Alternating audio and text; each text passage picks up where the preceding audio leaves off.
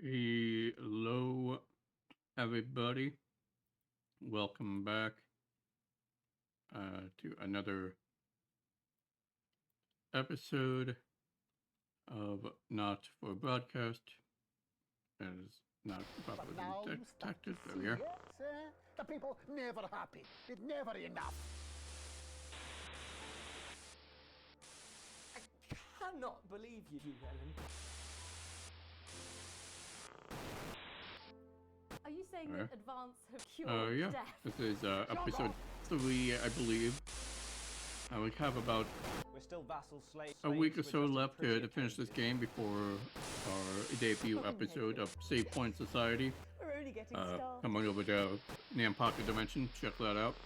Good evening. And- I'm Megan Wolf. And I'm Jeremy. Yeah, we're gonna go I'm ahead on and headlines just tonight. jump right into this. Get every single one of you's a bit Jesus. And there.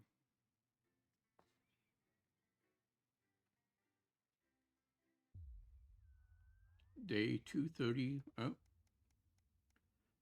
Day 242. A ladder worth climbing. It's a lazy Sunday afternoon in summer, with you and Sam making the most of both kids being out of the house.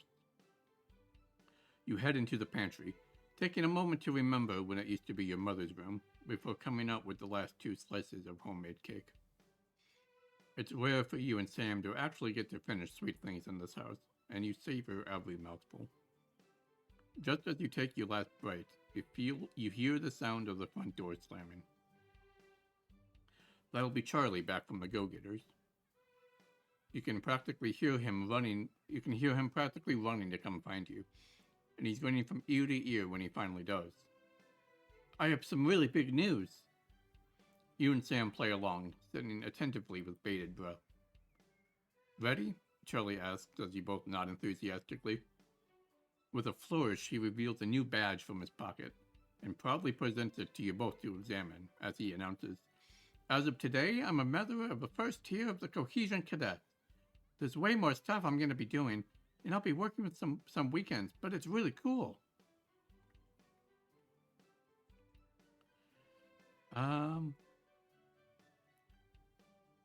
You and Sam grinning back at your son. You're thrilled that he's happy and doing well.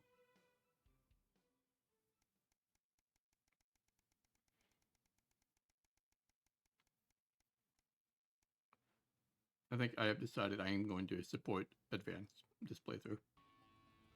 Day 278, a sign of things to come. Shopping. Something that always seemed so tedious before the sanctions has become even more of a chore now.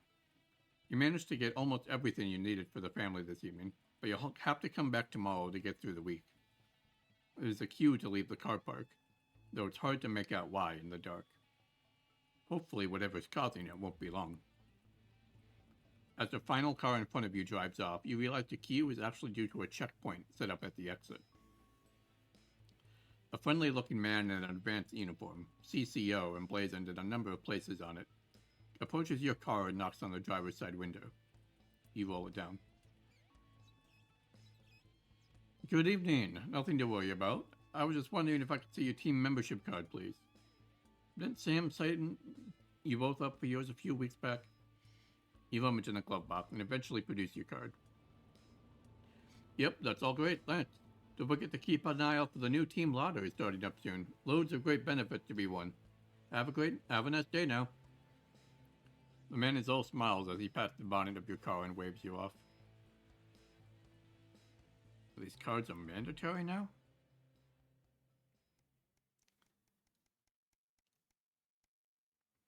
Day 290. An invitation worth ignoring? It's a Saturday, one of your few days off, and you've made the most of it. But as late afternoon draws on, the invitation sits pinned to the fridge, staring accusingly at you. The Channel 1 Gala is a mandatory work event, Boatman was very quick to tell you. Also, don't you dare be late. It's probably not wise to risk Bozeman's wrath. Better go. You start getting ready. You wonder if Sam will give you a lift. A drink or two might help with the enforced office socializing. Hopefully it won't be too bad. After all, you're pretty good at your job, right? Day 290, a national news night. You arrive on time, barely, at the Suavanon, one of the oldest and grandest hotels in the capital. You're surprised to see a queue to get in, and quickly realize it's because people are being searched at the door by some very military-looking personnel in smart attire. While you're waiting, you can't help but notice how very opulent the building is, possibly the fanciest place you've been to in your life. You submit to being pat down and, with a sigh of relief, are let into the hotel. Once inside, you're directed to the grand ballroom, and following the signs, you marvel at the sheer scale of the place, and the amount of armed security guards. When you finally arrive, a very severe-looking woman at the door asks for your name. I'm Alec Winston. She curtly checks her list before whispering something to the waiter beside her. You've made it just in time to be seated before dinner. Please follow Emmanuel here to your table. The waiter smiles at you and opens one of the great double doors, gesturing for you to enter. Immediately, you see why it's called the Grand Ballroom. You pause for a second to take it all in. You feel a slight tap at your arm, and Emmanuel gestures for you to follow him. He seats you at a table in the central floor area, with a decent view of the stage. Clearly, you're in Bozeman's good books at the moment. You sat with some colleagues you've seen around the Channel 1 offices before, but don't know that well. One of them informs you far too excitedly that it's a very corporate evening known for words and speeches. At least the food should be good. Dinner is indeed lovely, and with the help of the no doubt very expensive wine, conversation flows easily enough. In fact, much to your surprise, you're actually presented with an award for Best Newcomer to the Channel 1 family. Well, this was unexpected.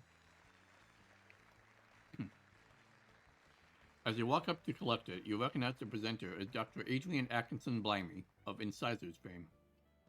He thanks Advance for sponsoring this year's gala, before specifically thanking Prime Ministers Julia Salisbury and Peter Clement for being in attendance tonight. As you take to the stage, you see the frontmost central table does indeed seat the Prime Ministers, as well as Bozeman, Meghan, and some very other well-to-do types that you don't recognize. That explains all the security. As you're handed the award, Dr. Atkinson Blimey asks if you'd like to speak a few words.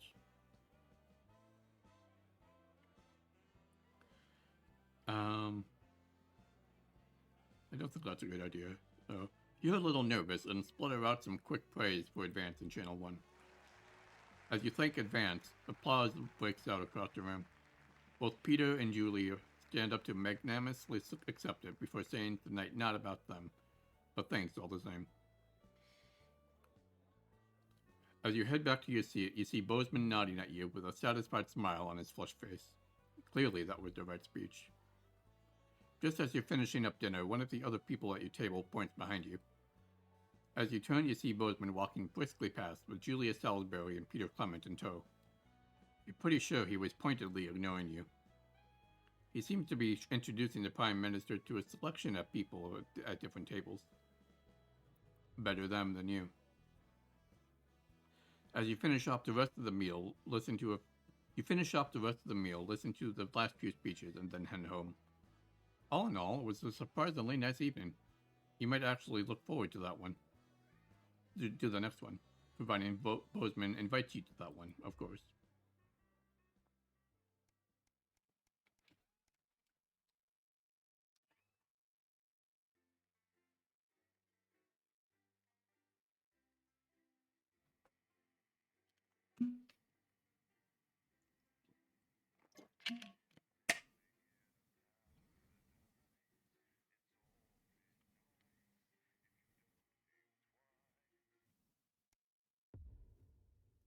Day 296, the heat wave.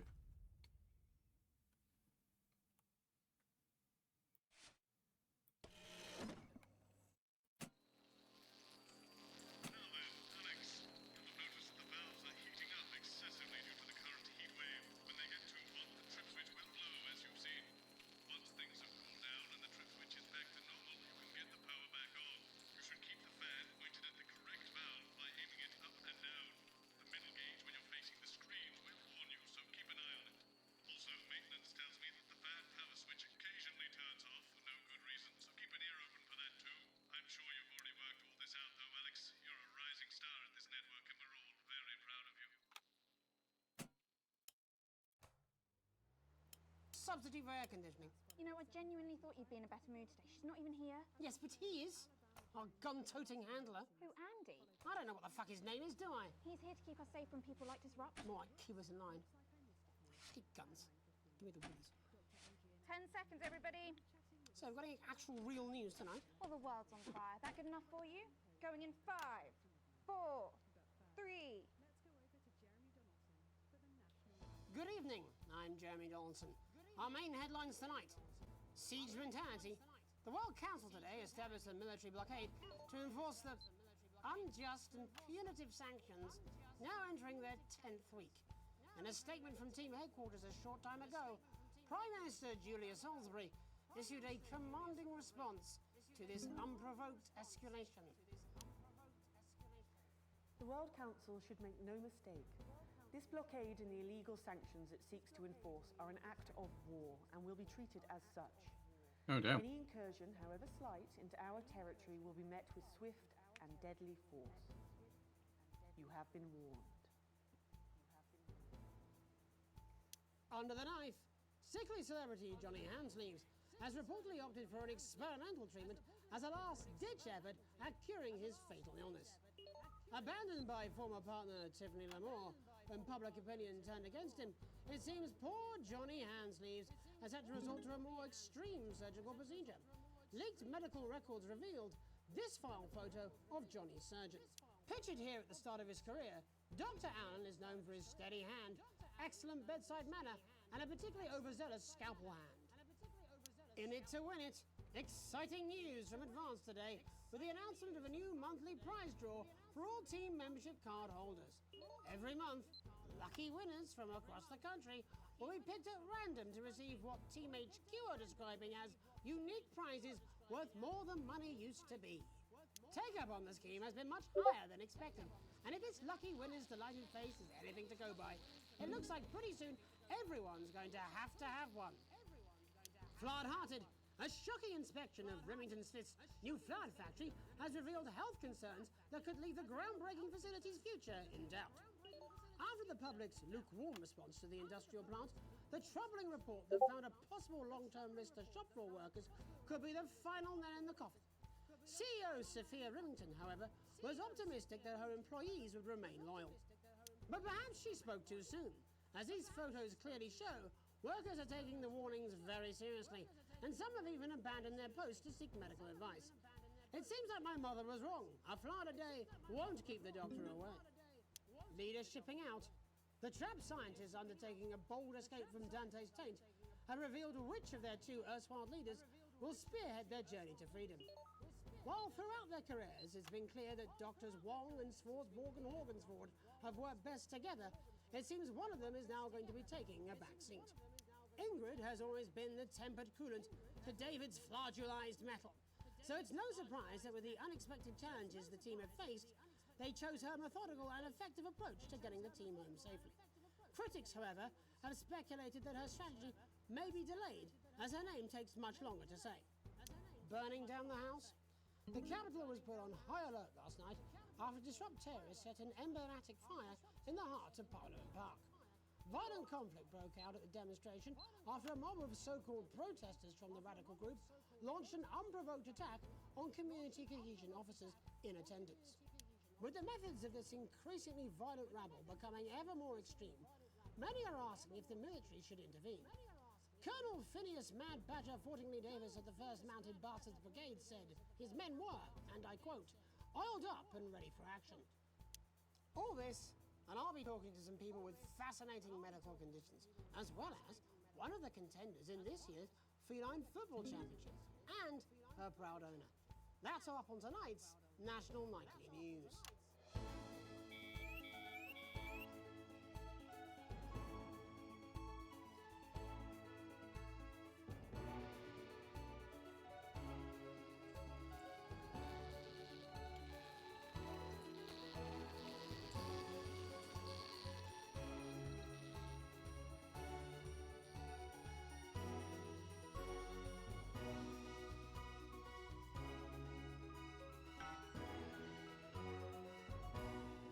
But first tonight, our Our team of correspondents has been dispatched to every corner of the country to see how the people of this great nation of ours are coping with this unprecedented hot weather.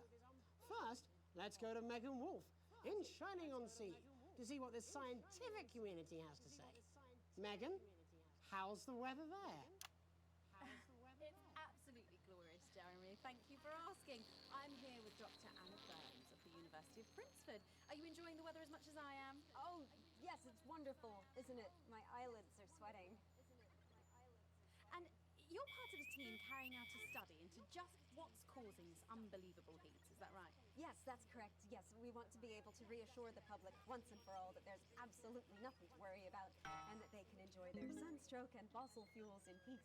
You sound very confident about that. Oh, very much so. I can say without any hesitation, there's really no cause for any concern here. I've actually left my car running. So tell us about this experiment. Well, we take data from weather stations from all over the world, along with atmospheric samples, and we take all that and we feed it into this state-of-the-art computer, and very soon we'll be getting a high-tech readout of the results. Blimey, that sounds very fancy. I should just say, none of this would be possible without the generous support of Remington's Fist. This is all thanks to their unrivaled investment in our future, and may I just say, complimentary personal anecdote. Oh, here we go.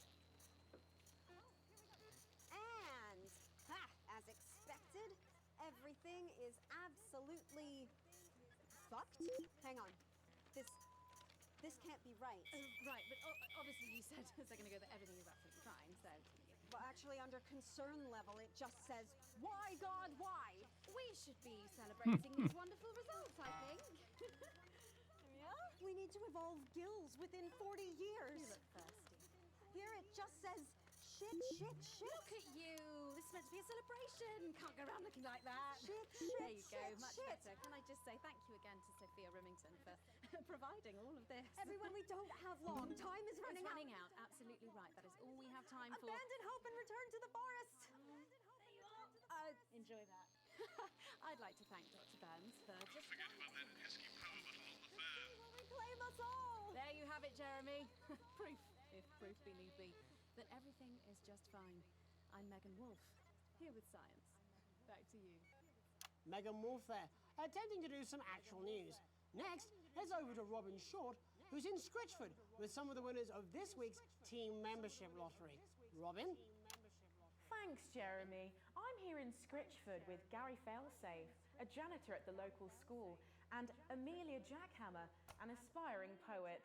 Both of you were drawn at random from those who hold team membership cards to receive this week's amazing prize. How do you feel?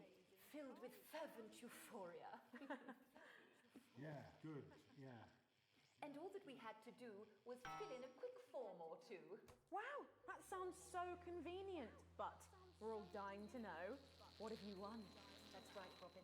I've won dinner with Julia Salisbury at one of the capital's top restaurants. Ooh, swanky. And I've been invited to Peter Clement's house to help him dredge the gutter in. That's absolutely terrific. You must both be over the moon. I've written a poem about it. So, can you tell me about the moment when you first heard the news?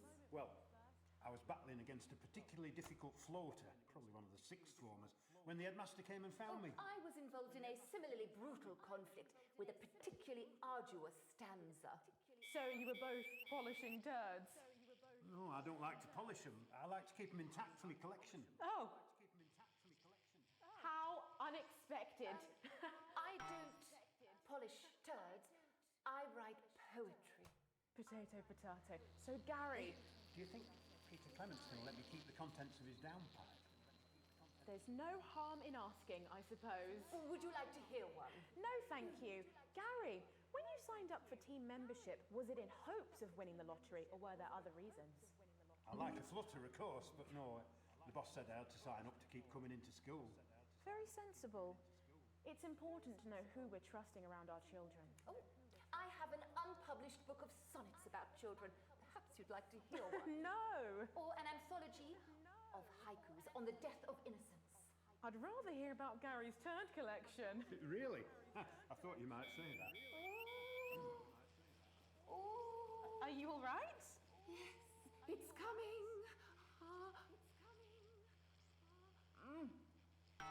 It's inspiration and it's delicious. Right you are. Today on the show, there's no news. Just a man who keeps multiple poos. Here, this big one's my favourite. See how it's fibrous, really lovely texture. Would you encourage other people to enter for their chance to win? If it's colour you're looking for, take a gander at All Blue Eyes here.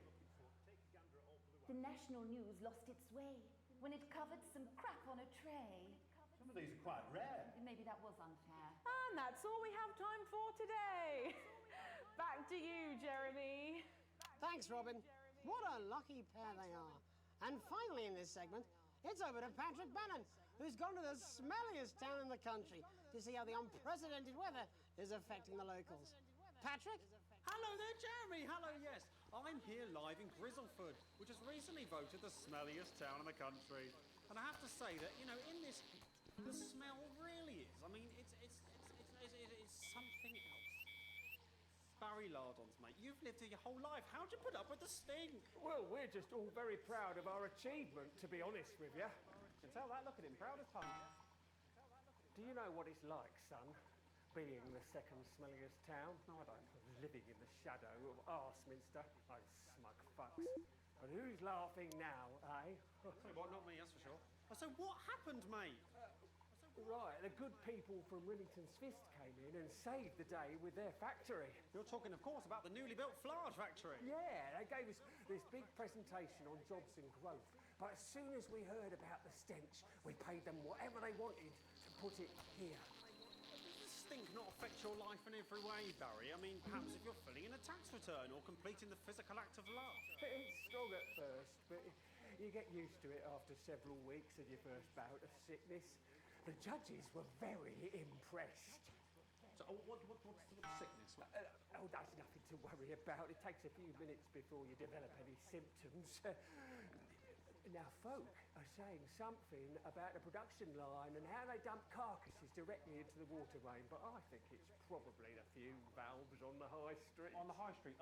Should I see a doctor? What are the symptoms? Well, the first one is asking stupid questions. Then folk experience a loss of inhibition. Fuck off, do they? When was the last time you brushed your teeth, you stinking old tramp? Next recording is a period of randomly bursting into song, followed immediately by delusions of grandeur. Oh, that's not really a problem. I've never sung in my life. Hello, it's sexy Patrick Bannon, and he's wearing sexy shorts now. Oh my God, look at me. I'm like a stallion. I'm gorgeous. Why didn't you tell me? I should take my shirt off. You know what? I'll even let you touch me if you want. That'll be the bout of undeserved self-confidence. Love the Bannon. Feel the Bannon. Oh, man, what's the point? And the ennui. All that's left now are the hallucinations and unconsciousness. Nana Dottie? Was that you? Why are you made out of elbows? You know I don't eat opinions. Oh, don't worry, folks. Once he wakes up, he'll be just fine. We'll just find a place to stick him where it won't matter how many times he evacuates his bowels. Right, that's all here from Grizzleford, a town that's really making a stink. I'm Barry Lardons. Back to you, Jeremy. Thanks, Barry. With a naval blockade being set up around our coastline as we speak, when we come back, I'll be talking to 3 members of the general public who appear to be here purely for medical reasons. Don't go away.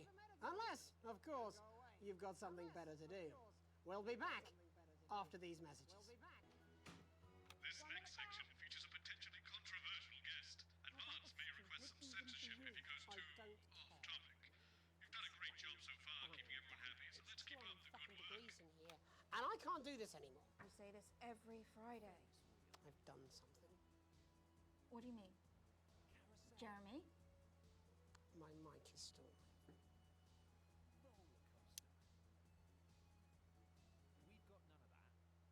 What are you up to, Jeremy? What are you up to?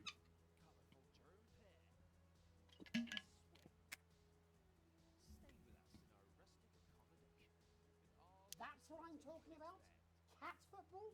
We should be doing an interview with the War Minister, or a report from Grantham Downs. Even the weather will be more fucking relevant than this. Jeremy, please, just breathe. It's just something light to keep people's minds off things. Exactly, which is wrong. People's minds should be very much on things. Christ, it's so fucking hot. Please take your seats as quickly as you can. I can't do this anymore, Jenny. I've had enough. That's it. This is just 10 seconds.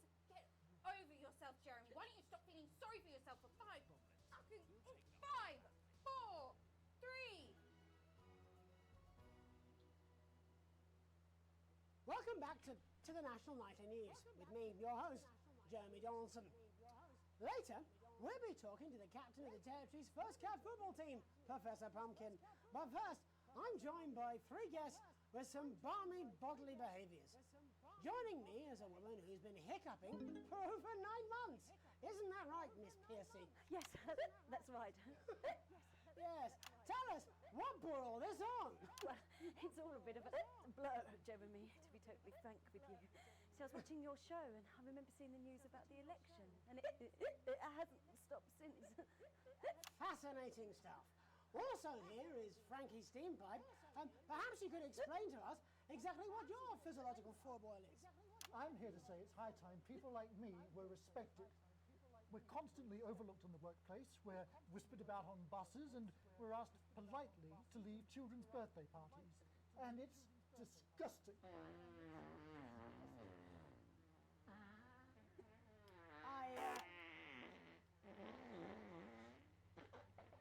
I'm sorry, my bowels have comic timing. And finally, I'm joined by a man who answers every question honestly, even when it isn't aimed at him. How do you cope with that, Mr. Truman? With a combination of booze, self-hatred, and hardcore pornography. Is that Not according to my therapist. Well, in that case, let's speak to Rose. Tell me, how does the hiccuping impact you? I get shushed a lot, which is hard. Don't forget about that pesky power button on the fan. On the phones. It's really affected my confidence. Well, I find it really fucking irritating. Do people tend to believe your story? Fuck no. Actually, I've been surprised at how much support I've received. And Frankie, why have you come here today?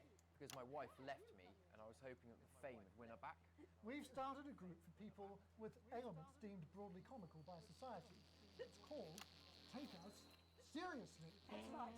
And we bloody well mean it. And who's joined so far? A bunch of fucking losers. It's just us so far. And how much success have you had?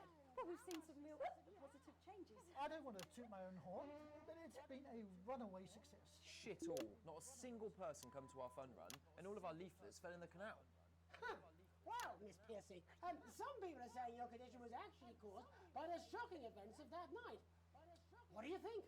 Come down, Mr. Donaldson, that's absolute rubbish. What it'd be like to have a pair of tits. Could you? I'm sorry, it's very hot. What was I thinking? That you're a team fuck puppet? No. Or a sellout cunt? Apologies. Just a reminder that he can't help it. And hey, if this isn't live television, then what is it? Fuckfest of propaganda masquerading as journalism. Right, Frankie, Rose, tell us, how can the viewers get involved with your cause? Yes, we're holding a sponsored run in Capitol Park next weekend. It's called the No Smiles 13 Miles. No, it's called the No Laugh Half. What did I say before the show? That it was the team pulling Jeremy Donaldson's strings. No, I didn't say. Well, we may have to end that there, unfortunately. What a harmless bit of fun. Steady on! This is exactly what I'm talking about. We demand respect. Yes, well, later, I'll be talking to Professor Pumpkin, a ginger tabby with a world-class pair of penalty paws. Is that really necessary? No, it isn't. Let go. Not you. Unhand him at once. Enough! That's enough! Enough! What are you doing? Try not to piss myself. Alex, cut. Don't you dare! Don't you fucking dare cut to the ads before I tell you to. Now, you in the broadcast centre. Jesus. Bozeman's little scapegoat. You listen to me. You cut to the ads before I tell you to, and I will kill every single person in this studio. I am thinking about what I'm doing. I've been thinking about it for a long time. We all should be. Christ, it's so fucking hot in here. Do you remember when we used to do the real news? Before it was all lottery winners and bloody cat football? We are on the brink of a siege, the likes of which the world hasn't seen in hundreds of years. The enemy is at the gates, and I'm stuck here talking to these three fucking idiots. I think my hiccups have stopped. You three, get the fuck out of my studio. Go on, now, go, before I change my mind. Jenny, lock the doors. Lock the doors. Yes, Jeremy. Now. Good. Yes. Now. Good. Right then. You in the broadcast centre. Alex, you listen to me. You pay attention. Now, I'm sure you've already loaded up exactly what you're going to play in the commercial, but today is going to be a little bit different. Look to your right. Yes, really. Look to your right. There is a VHS tape, and I want you to load it into one of the machines, and when I say so, and not before, you play it. You've got about 15 seconds, so I wouldn't waste any time. Now, all cameras. Alex, I assume you won't be playing that tape. This station does not negotiate with terrorists. I hope I've made myself clear. You seem to know what to do. Every single thing that comes out of this studio is either one-sided or banal. We're going to show the other side for a bit of fucking balance. Like the good old days. Alex, play the fucking tape. Now, I don't want to hurt any of you. If I see anything I don't like, I will not hesitate to start. From the station's perspective, you made the right call. Reset the system for the third segment. I imagine the ratings are going to be through the roof. Jesus Christ. Computer entertainment system with sophisticated graphics and breathtaking sound. These graphics are amazing, Brad. That actually looks a bit like a real tank. Oh, gee, Janet, what a time to be alive. Surely games can't get any better than this. And that sound. It's like a digital symphony, Brad. Are they playing more than one note at the same time? Up to 4, Janet. 4 notes at the same time. That's enough for a chord. But, Sophia, surely a home computer entertainment system needs games. Damn straight. And with the RS Rainbow, there's an incredible 3 of them. You could be solving puzzles in Zara, or jumping about in Twitchy Builder, or even taking on your friends in our incredible 2-player game Fighting. Yes, you heard me. 2 players at the same time. What do you mean they didn't play it? Why the fuck didn't they play it? Alex, what the heck is wrong with you? You had a chance to make a real fucking difference. Jeremy, calm down. You fucking calm down. How long? 8 seconds. Turn on, load up. You. What's your name? Andy. Of course it fucking is. Jeremy, put the gun down, please. How long? We're going live now. Welcome back to what's left of the National Nightly News. Our main story tonight. There is a fucking massive military blockade being set up around this country. We are surrounded and outgunned, as incidentally am I. Now I have asked for all the security doors to be locked, the studio doors to be locked, but security is on its way. So, I doubt we'll have much time. But while there is, let's try and do the fucking news. Our first guest tonight is Jenny. She works here in production, and earlier today she told me she put forward several news stories. Older viewers will remember those, but they've all been rejected. So tell us, Jenny, what's somehow less important than Barnum and Bailey's Amazing Shit Circus and Commander Pumpernuts, the fucking cat footballer? It's Professor Pumpkin. Really, Jenny? There isn't much time. There isn't much time. Come on, just one real news story. I don't know. I can't think. I'm trying. Christ! You haven't even taken into public ownership yet. I mean, might as well be one from Julia fucking Salisbury's no doubt immaculate kill room. And this gallant knight, in slightly shattered armour, is Andy. He's a CCO. What's that stand for, Andy? Community Cohesion Officer. And what does that mean, Andy? Well, we aim to strive... No, you utter prick. I mean, what does that mean? What is a CCO? What are you? Community... Policeman! You're a policeman, a fucking policeman! Yeah, that's what we used to be called. Used to be? It was less than 2 months ago. What the hell is wrong with you all? Jenny, any recollections yet? Nothing springing to mind. All right then. Looks like you're in the hot seat, Andy. Exciting, eh? I mean, that's what you joined up for, wasn't it? Excitement? Is this your first hostage situation? Yeah. Yes. Pretty shitty you ended up being the hostage, eh? Never mind. How many people have you arrested for not carrying or having their ID cards? Well, firstly, we don't arrest anymore. We invite for consultation. And they're not ID cards. Don't be a bellend all your life, Andy. You know what I mean. Answer the question. Well, it shouldn't have to be a big deal to prove who you are. Only the guilty have something to fear? Well, yes, actually. How desperately naive. Look, I'm just a police officer. CCO. Just following orders? Oh, come on, mate. That's not fair. It was rhetorical. Jenny, ready to spill the beans yet? Jeremy, please stop. I'm scared.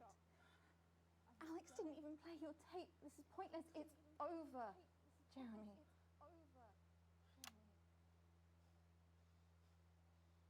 I was going to quit tonight. I had notes. See? I had notes. See? There's a recording. A VHS tape. A message from Disrupt. I haven't heard it, but I know what it's trying to say, and I wanted you at home to hear it. To listen to the other side and make up your own minds. But Alex Winston, who works in production, decided it was not for your eyes and ears. It was not for broadcast. Maybe Alex will play it after the next break. Doesn't matter. Tomorrow morning it will arrive in every major news broadcaster worldwide. But I wanted you to hear it first. To listen to what Disrupt had to say about this unreported country. Because Disrupt and I, well, we swapped places while I wasn't looking. They're now the ones investigating, looking for evidence, trying to make the world a better place. And me, I'm in this newsroom interviewing Jeff fucking Algebra. What Disrupt have to say is important. You might not agree with all of it, but you should still hear it and make up your own minds. Are you serious? Disrupt. A credible source. Get more objectivity out of Alan fucking James. Oh my God, are you being deliberately obtuse? Why can't any of you understand there's no such thing as a credible news source anymore?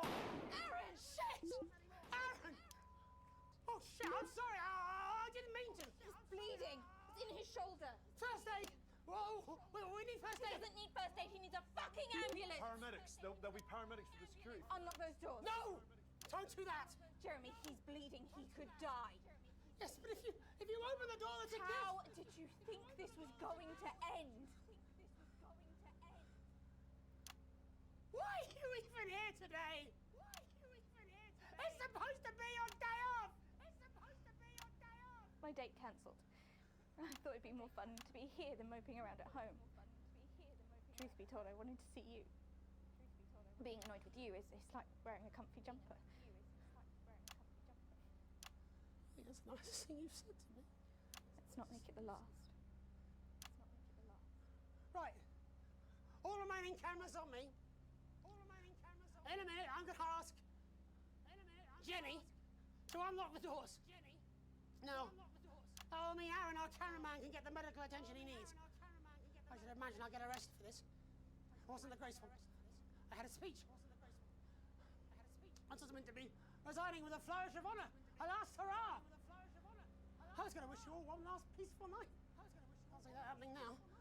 Still, I want to have one last stab at the news before I go. You see, there's so much more we're not telling you. There's large groups of scientists, and they're testing something. Something loud and something. What was that? I didn't think it over there. Why did it? Don't shoot him. Stay back, please. Mr. Donaldson, Stand you back, have Jenny. 10 seconds to lower your weapon. If you do not comply, we will open fire. God, 10, cut to the ads. 9, Alex, cut to the ads.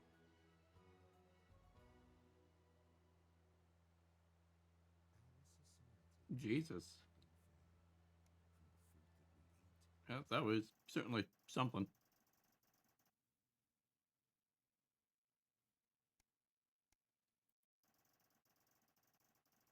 Received a generous bonus.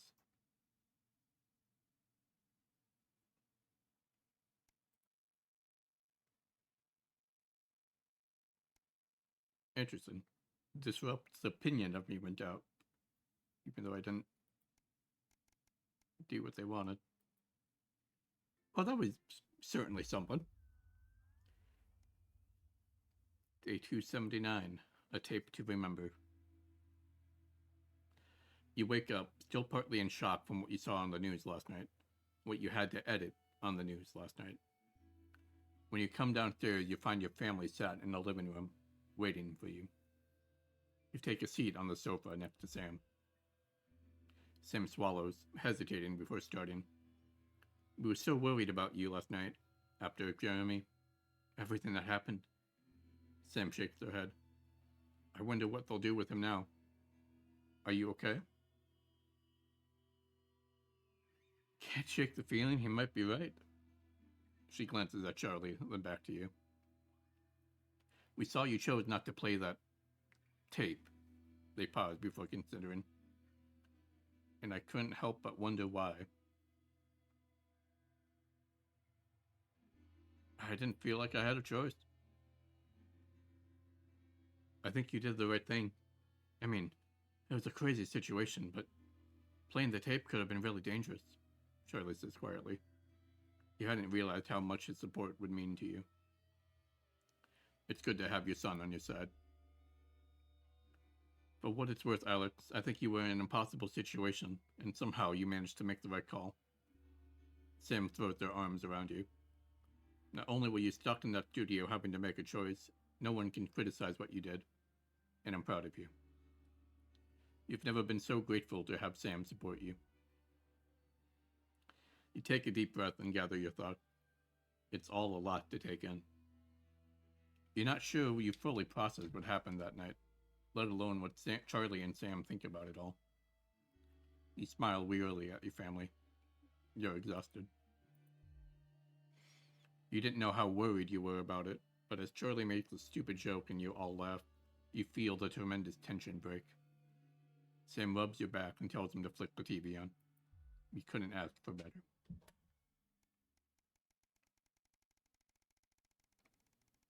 Okay.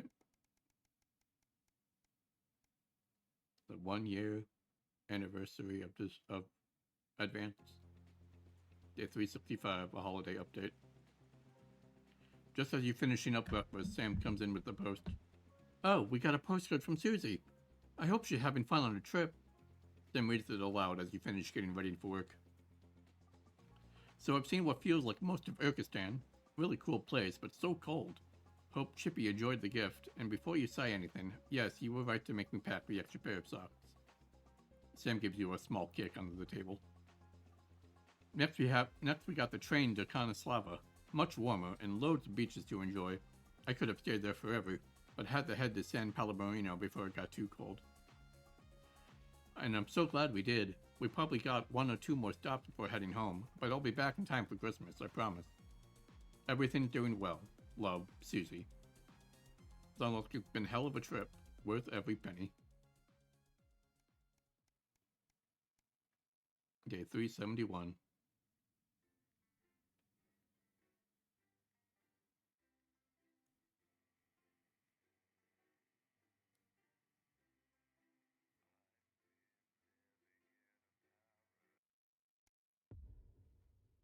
The 20-week war.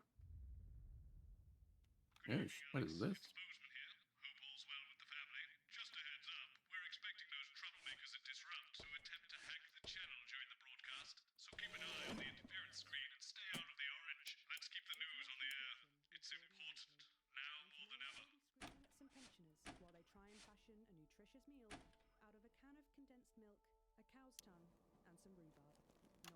So, Julia's team have asked me to ask you to keep it light. What does that mean? Means to do that thing you do where you turn politicians into humans. Just don't get drawn into talking about the war or politics in general. Really. They do know this is the news, don't they? You didn't hear this from me, but apparently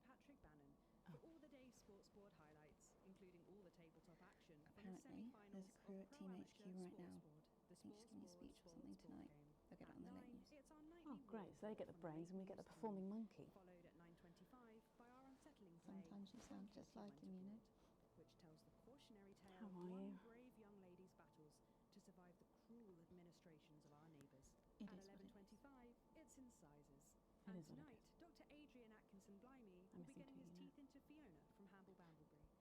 10 seconds, everybody. Rubber dog sauce. Texas after the weather and public information Going in film 5, into our close down. 4, But first 3. tonight, it's time to join Megan and the team for the National Nightly Good News. evening. This is the National Nightly News. I'm Megan Wolfe. It's the 140th day of war. Our main headlines tonight. Company of Heroes. Skirmishes on land and sea again today as our armed forces tested the mettle of the World Council's illegal blockade. Advance's strategy of multiple small-scale incursions into the disputed zone is certainly keeping the enemy on high alert, unable to work out where or when the next strike will come. Proud parents throughout the territory find themselves ever more impressed by the bravery and commitment of their incredible children and the job they're doing keeping supply lines open against all possible odds. Don't starve. Advance's food programme moved from strength to strength today as rationing depots were opened in the last remaining unfed areas of the territory. The rationing depots have been constructed in record time, and the government's agricultural coordination strategy has seen shelves restocked with increasing regularity. And judging by the looks on this happy family's faces, it can't come a moment too soon. They'll be getting a good meal tonight on the government, just like the rest of us. 7 days to die. The recent decision to allow those with long-term health conditions to access transition centres has today been declared an overwhelming. That's really funny. That's really funny. I didn't check if it was the same for the first one. I don't quite remember, but both this headline and the previous headline were references to other indie games. Don't Starve is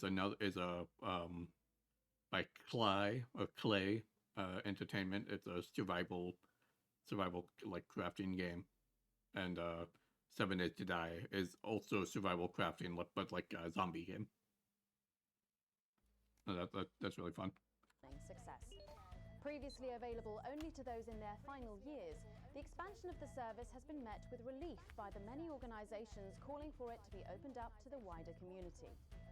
The transition centres have reported larger than expected numbers, but report that they are coping well and able to provide a complete and meaningful service to all who choose to use it. Populous. More than 11% of the population I'm not sure if that's it in the game. failed to register for a team membership card.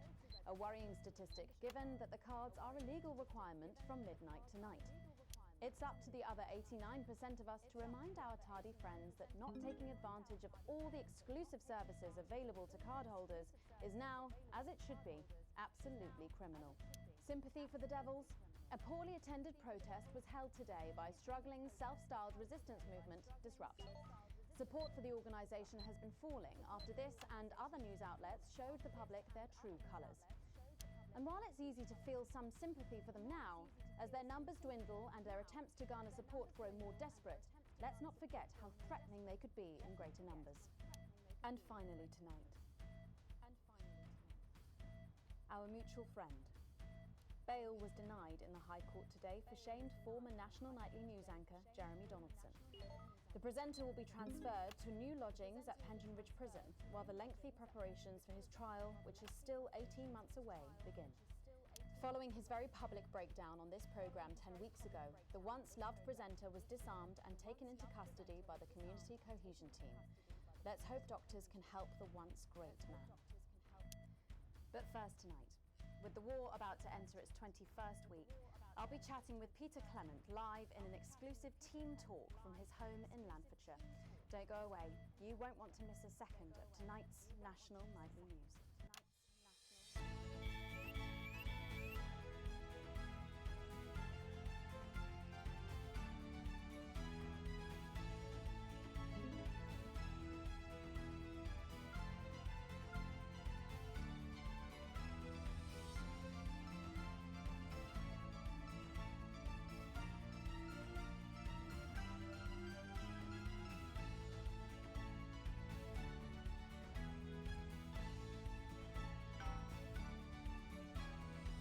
Later in the programme, I'm thrilled to say I'll be chatting with mega pop star Lil C, who's going to be treating us to a world premiere of her new single. And then after that, in part 3, we've got something new I promise you won't want to miss. But first tonight, let's check in with Prime Minister Peter Clement, who's coming to us through the magic of television all the way from his home in Lanfordshire. Are you receiving me, Prime Minister? Loud and clear, Miss Wolfe. Loud and clear. Well, let's start with the obvious. What's that in your hand, Prime Minister? cheeky cow. But yeah, it's true. 75 days without an alcoholic. These days, I'm off the beginning to feel the benefits. It certainly looks that way. Oh, okay, I see. I have to keep it in the year white The old man used to say, and avoid A the promise is worth keeping. orange. something like that, only with assholes. So, I've heard from my sources that you and the illustrious Mrs. C plan to take your winter break somewhere a little different this year. That's right. We're planning a walking holiday right here in the territories, which is different for us because, like you, Megan, I've always been a big fan of those warm foreign beaches. Did you make this decision because of the blockade, Prime Minister? Well, no, that's a good question. Well, as you know, while the blockade has effectively restricted the flow of goods into the country, we and our neighbours have continued to allow unimpeded travel for business leaders, ministers and such. So, although me and the missus could theoretically go to that gorgeous beach I just mentioned, it just doesn't smell much like team spirit to me. After all, as my old man used to say, when life gives you shite, make shite pie. It works just as well with lemons and lemonade. I suppose it does. Prime Minister, maintaining a healthy body like yours at a time of national crisis must require some demanding planning. What's your regime and how do you go about it all? Well, the truth be told, it's all down to Claude, my infinitely patient personal trainer. He's a man with a plan. I'm just the prat with the fat. Wow, on that very subject, how are you and Mrs. C handling living on rations? Well, let me tell you, Megan, back in the 50s, when I worked for you backstage for your Patrick Brannan's dad, did you know I did that? I think everyone knows that, Prime Minister. Well, what you probably didn't know was that Graham Bannon was a right tightwad, paid the bare bloody minimum and still found every possible excuse he could to dock your pay even further. I remember he once docked me a whole fiver for having an unacceptably smelly lunchbox type bastard. Anyway, what I'm saying is back then I ate a lot less than I am now, even under rationing. We all did. And let's face it, there are still plenty of people in this country who could afford to lose a little bit of weight. What are you implying? No, but seriously, Prime Minister, we know you're very busy, but one final question, if I may. Oh, go on then. When you get home from a long day, your head full of the territory's hopes and fears, what music do you listen to when you work out to take your mind off things? Well, I know I've got a bit of a reputation for being an old fuddy-duddy, but I'd be lying if I didn't say there's something about Little C that just demands one's attention. Well, let's hope you stay watching, Prime Minister, because she is going to be talking and performing live after the break. Oh, I'll be watching. After all, as my old man used to say, everything's a treat on a boring Friday with nothing but the wind up your shunt. It's Wednesday, Prime Minister. I think the expression still stands. Peter Clement, thank you for joining me. I don't know about you at home, but I think there's something kind of inspirational there. I know I feel safer. When we come back, Lil C is going to be giving us the debut performance of her new single, and I'll be getting to meet her. As her biggest fan, I don't mind telling you I'm pretty excited. Don't go away. We'll be back after these messages. 1 minute back. Ripping stuff. Was that even news? I think you forgot to ask him what his favourite number is. Oh, I must have forgotten that in all the excitement. So assuming it's not vodka, what do you think's actually in that milk? I reckon it's the tears of his enemies. You are one disturbed individual. That's how I cope.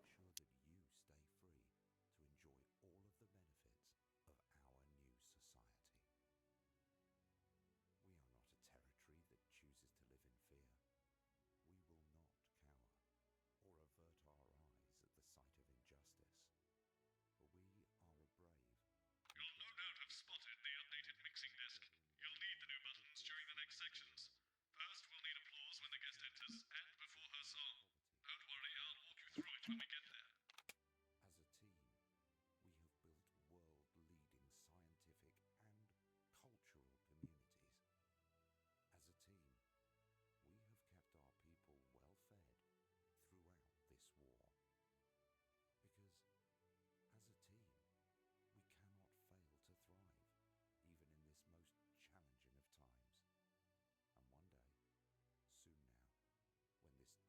I've never heard of her before. Oh, she's big, really big. Really? future. Is she any good? Nah, of course not. She's dog shit. The kids go mad for her, absolutely mad. Live in 10 seconds. Hang on, Colin, you've got kids. Yeah, I've got about 6 or 7, I think. What? 5, I think. 4, 3. Thanks for coming back. Later, we have an exciting new feature that we just know you're going to love, so stay tuned for that. But first, I'm really excited for our next guest. She rose to prominence as the delightful Susie May in All My Daughter's Children's Men, before taking the music industry by storm this year with her debut album smashing the chart records at the age of just 20. Let's give it up and welcome Lil C! Stop, excellent work. May I just say, you look incredible. Oh, thanks, babe. I'm doing this new regime and it really does work. What's the regime? My manager suggested it to me. It basically involves bathing in like cabbage water and then having the leaves sucked out of you while you sleep. Wow, is that healthy? Oh, well, look at me, Meg. The leaves are my only nourishment. Yep, they certainly are. Now, you'll have to forgive me, but I'm somewhat of a super fan, so I'm sorry if I get a bit starstruck. Oh, bless you. I've never actually heard of you before, so if you do get a little tongue-tied, I can always carry the interview. Oh, that's good to know. So your first album, F My Face Together, it hit shelves this summer and it just exploded. I mean, what was that like for you? Bonkers, just so weird. I was in all the papers and the magazines. Overnight, I went from that like annoying little girl from that show to that like sexy little girl from that show. Wow, that must have been bizarre. Not really. It was just like any other morning. You know, get up at 5, go on a 4-mile run, have 3 meetings on my cabbage bath, but then only then was my dad actually talking to me. Oh, of course. I mean, the famed country singer, Billy Bob Jean Short. I didn't know you'd been estranged. There's nothing that strange about it, Megan. Okay, yes, he may believe that aliens told him to hate women, but there really isn't anything to prove that he's wrong.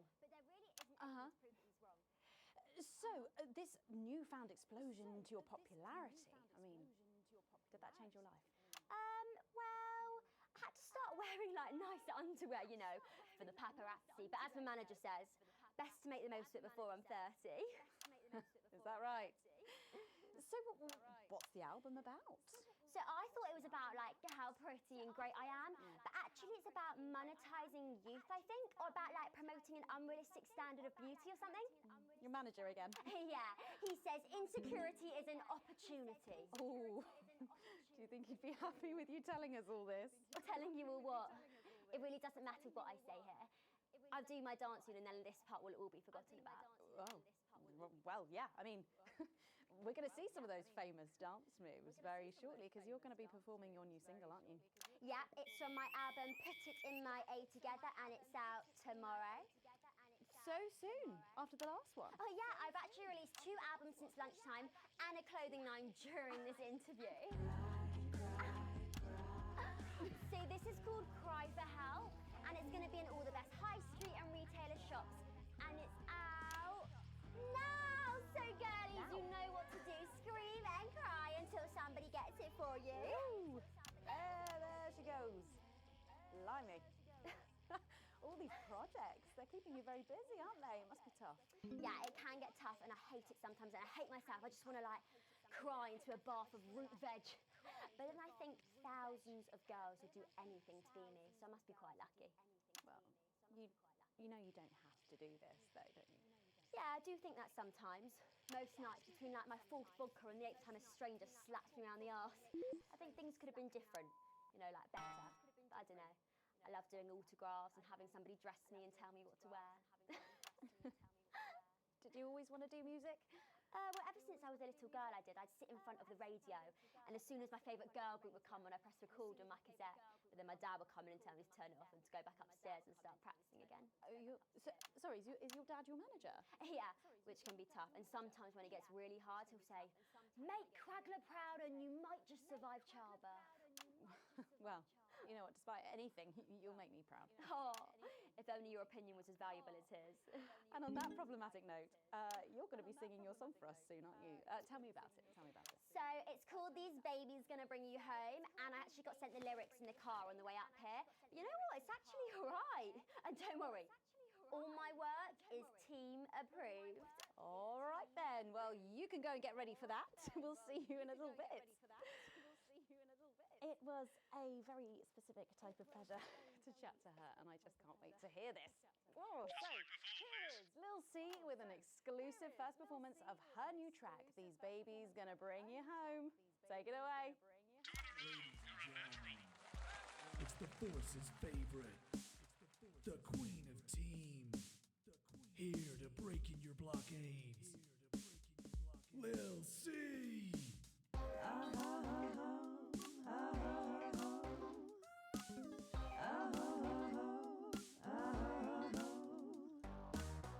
Oh baby, can't you see I'm hungry? There's a place in me that's empty. I want that nature packing, only you can fill that crack in me. I'm under siege, so come and free me. Ain't no disruption here, boy, I got no agenda. Just want the team in me, no dirty foreign member. Don't stop the morning drill, there's holes in me that ain't been filled yet. I only scream this loud when you do your country proud. I ain't no vicar's daughter, come and skirmish on my border. Quick before I get much older, tie me down and probe me like an enemy soldier. An enemy soldier. So let them try and break our dream. We fight and love and die at two. So what a Peter Clemens boys can come and use me as a toy. I wanna see some action. So come and break my sanctions.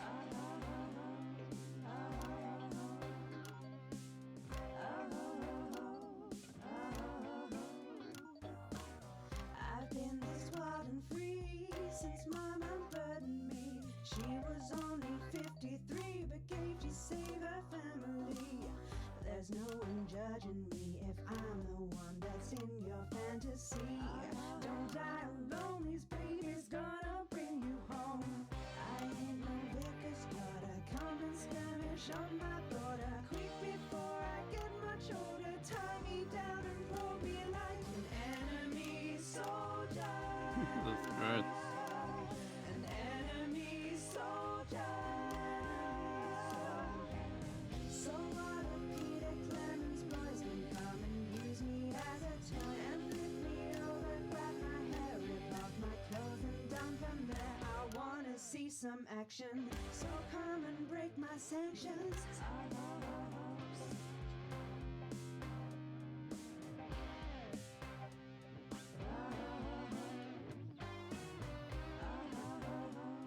This is the shit we allow on fucking TV. Jesus.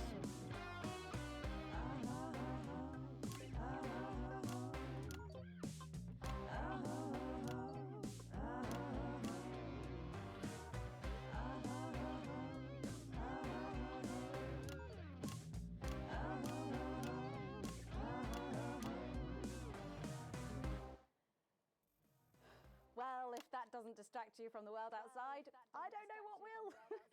I'd like to thank Lil C for doing that. Don't go anywhere. After the break, we'll finally be revealing the new segment of our show that we just know you're going to love. We'll be back right after this. And we're out.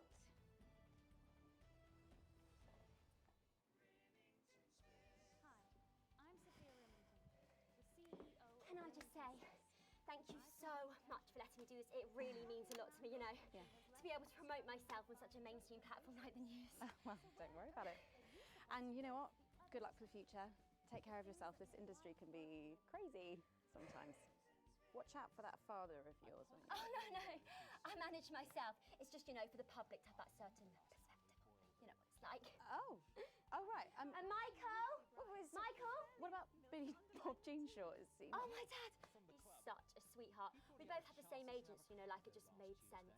Both of us for our image together. Wow. And Michael, I want to see the revenue share for the clothing line and get me a G&T before my meeting with the lube guys. They say for your pleasure, I'm going to start needing it. And you'd be right. We've had our biggest and This next section will need you to use all four. Hold on. Having some slight technical difficulties with my keyboard.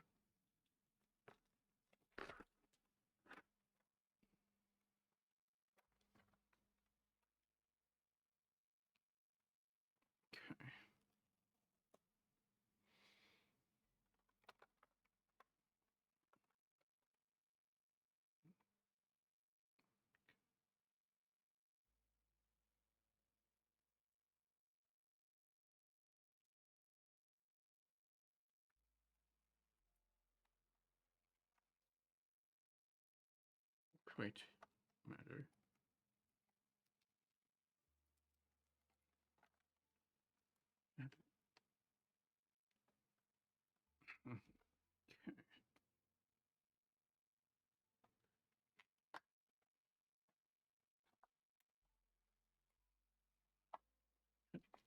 God damn it. Sticky Veclo tape is not sticking to my keyboard at all anymore.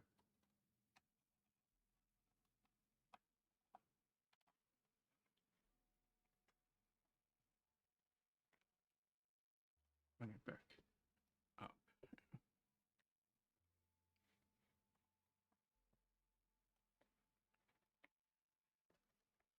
Yeah, it's still a little bit higher up.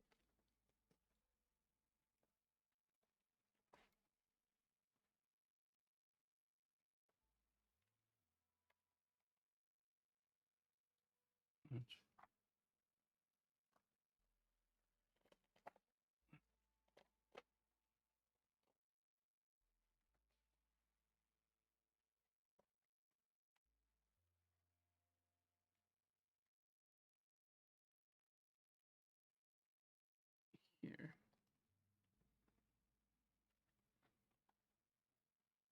All of the sound effects to help things along. Try and pick the most appropriate one at each given moment. The actors can't hear what you're doing, so they'll be trusting you to make the right choices. A red wine, well, you can hardly taste the chemicals. Well, the fact is, Jen, there weren't enough flowers in my dressing room. There were exactly 12, as it said in your rider. Do I look like the sort of person who counts things? No, no, no, not anymore. I'm better than that now. I'll tell you what, just keep adding flowers until it feels like 12. Got it? Absolutely, right away. 10 seconds. So good you'll believe they were made somewhere else. 5, 4, 3.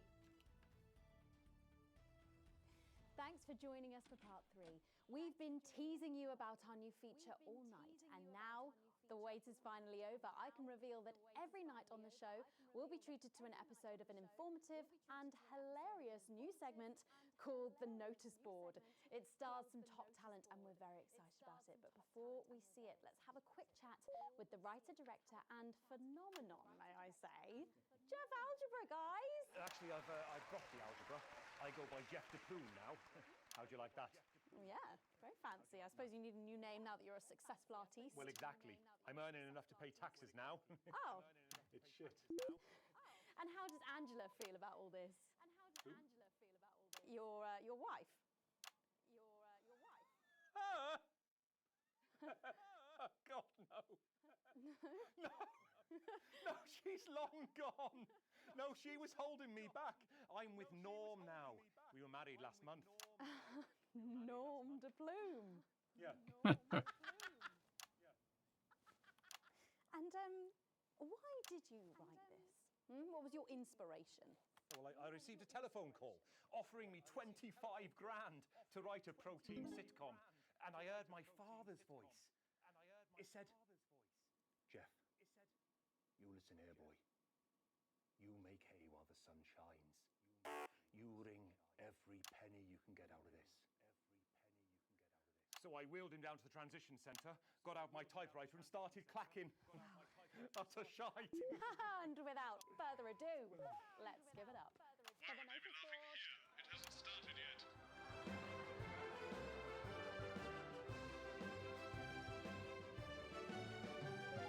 That's much better. Keep going like that and you'll do fine.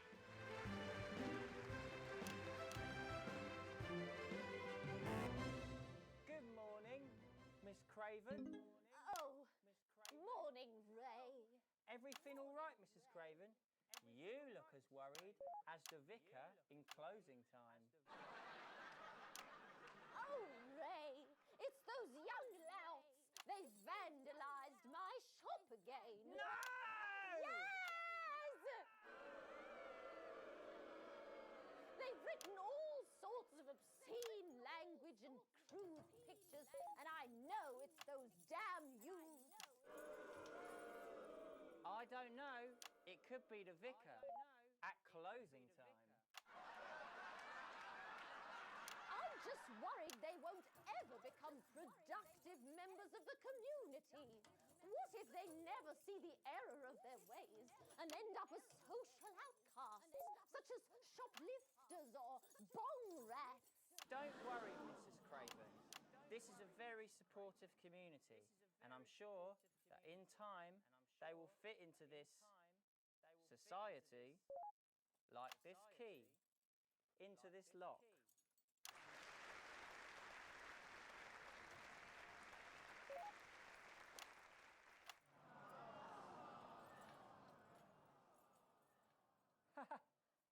See?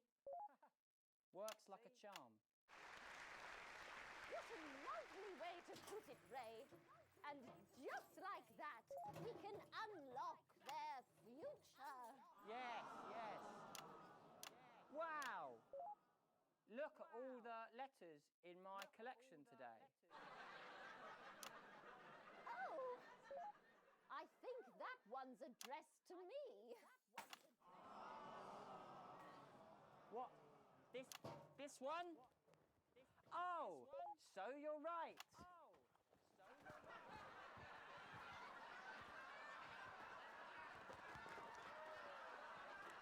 Here it is.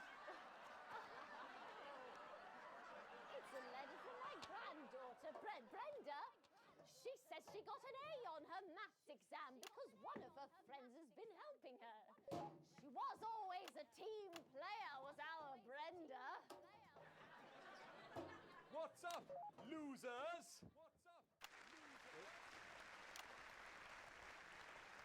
Oh, no. It's Brad. He's the coolest guy in the village. That's right. I just got here on my motorbike. Oh, clear off, Brad. We don't want any of your ilk around here. What? Brad dudes? No, ruffians. Have you come to tag the notice board with your gang signs? No way. I've actually come to pin my resume on that notice board. I'm looking to do some tutoring after school. What did you say? Tutoring? That's right. Maths is very important. Would you mind, Ray? Not at all.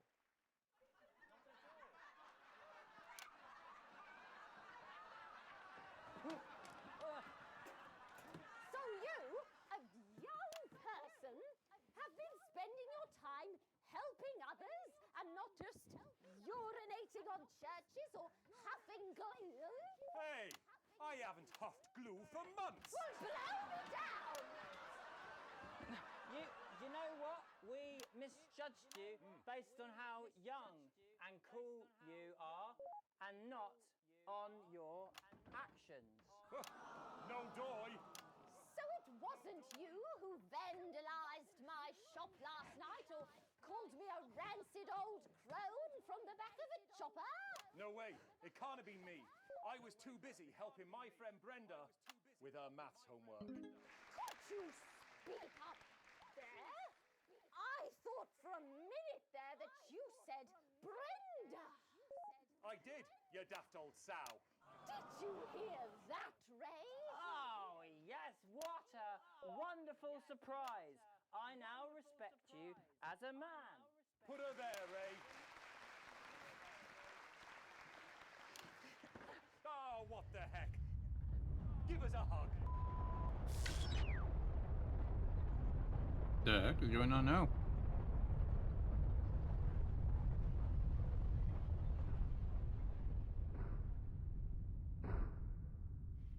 No? Blackout, I guess.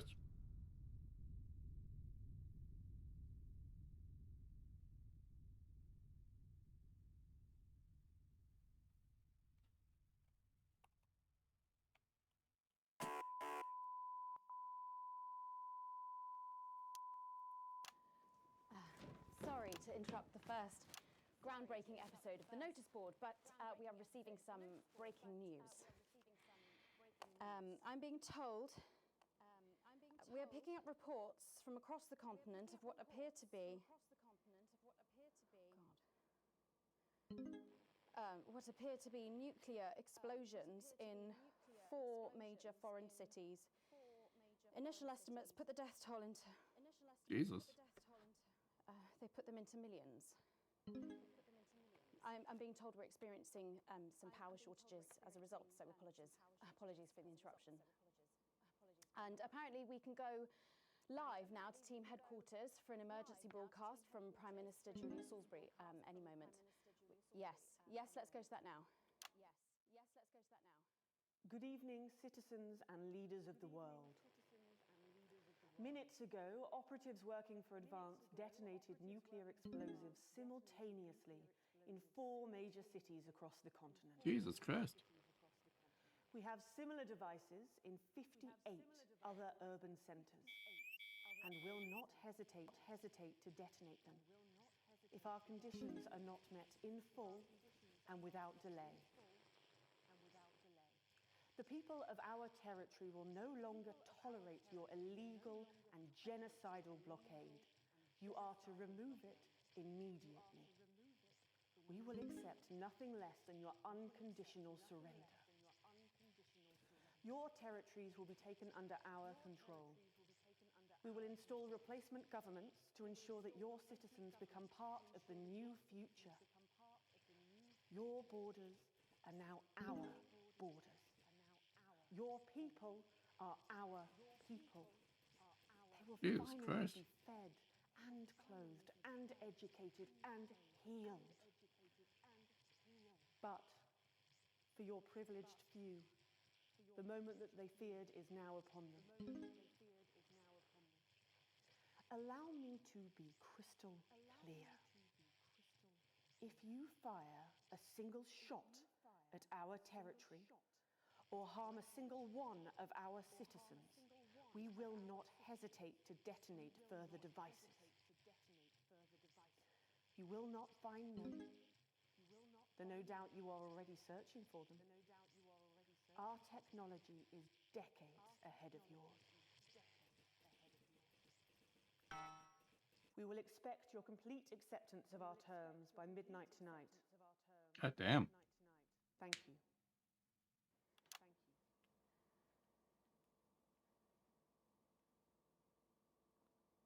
I don't really talk about my personal life in my job. It's not relevant or important. So many of you may be surprised to learn that I have a brother. His name is David. And right now I can't get his stupid face out of my head. He's a researcher and he's currently traveling the continent for work. And I don't know where he is right now. And I should imagine that there are many of you sitting at home tonight digesting this news, and you also have loved ones on the continent, in Urkistan, or Havia, or San Palmerino, or Konislava, which is where David was when I last spoke to him 3 days ago. So when I tell you I know how you are feeling tonight, believe me, I do. But I also know that there's a flow to events. I see it every day here. I know that although tonight it feels like we may be in a time of fear and darkness, we may actually be at the break of a new dawn. We don't know that yet. We can't know that yet. But together we will find out. And I will be here every night, feeling what you are feeling. And with your help, maybe we can all get to that brave new world. My name's Megan Wolf. Let's make tomorrow better. And we're out. We've got people ringing around, but the telephone networks are overloaded. Jesus Christ. Find him. Do we know exactly which cities were hit? Or Megan. We will find him.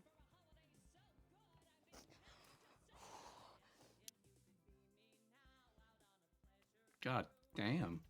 Fucking nuclear war.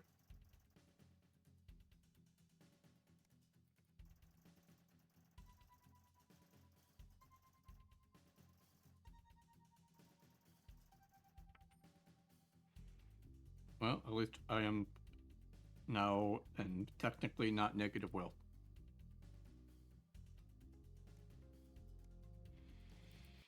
God damn, man. God fucking damn. Day 371, a proportionate response.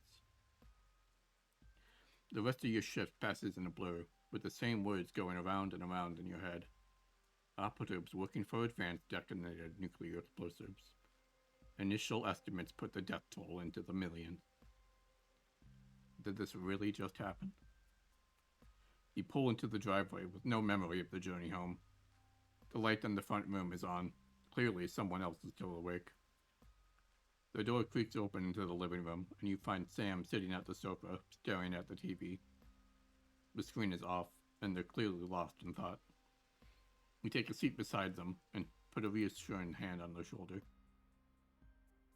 They don't look at you, but they do reach up to take your hand in theirs. Now that you're closer, you can see Sam's face more clearly. You see a look you've never seen before. Chris and Susie. They're both... I know. What do we do? What the hell can we do? Those bastards killed Chris and Susie, and millions of others, all because of their fucking war, which we never asked for. Where there should be tears, there is only fire. Pure, raw fury. They're manic now. I hate them, Alex. I know you've always supported Advance, but after this, they're monsters. I need to know you understand that you're not going to help them anymore. Nothing can justify what they did, and anyone who tries is just as bad as they are. Relief spreads over Sam's face like a wave, and they collapse against you, clutching tightly. Clearly this was weighing heavily on them. You're not even sure you've even been processed it all fully yet. But at least you'll get through it, together.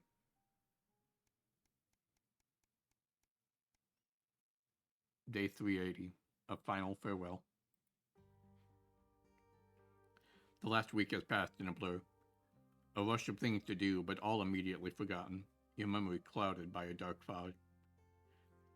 9 days since the cold-clawed Liberation Night and the beginning of Advance's new future. You aren't the first ones at the church today. You were staggered by the number of people who have come to mourn with you. Everyone's here for the same reason, sharing the same pain, the same sense of loss. It's written all over their faces, much as it would be on yours.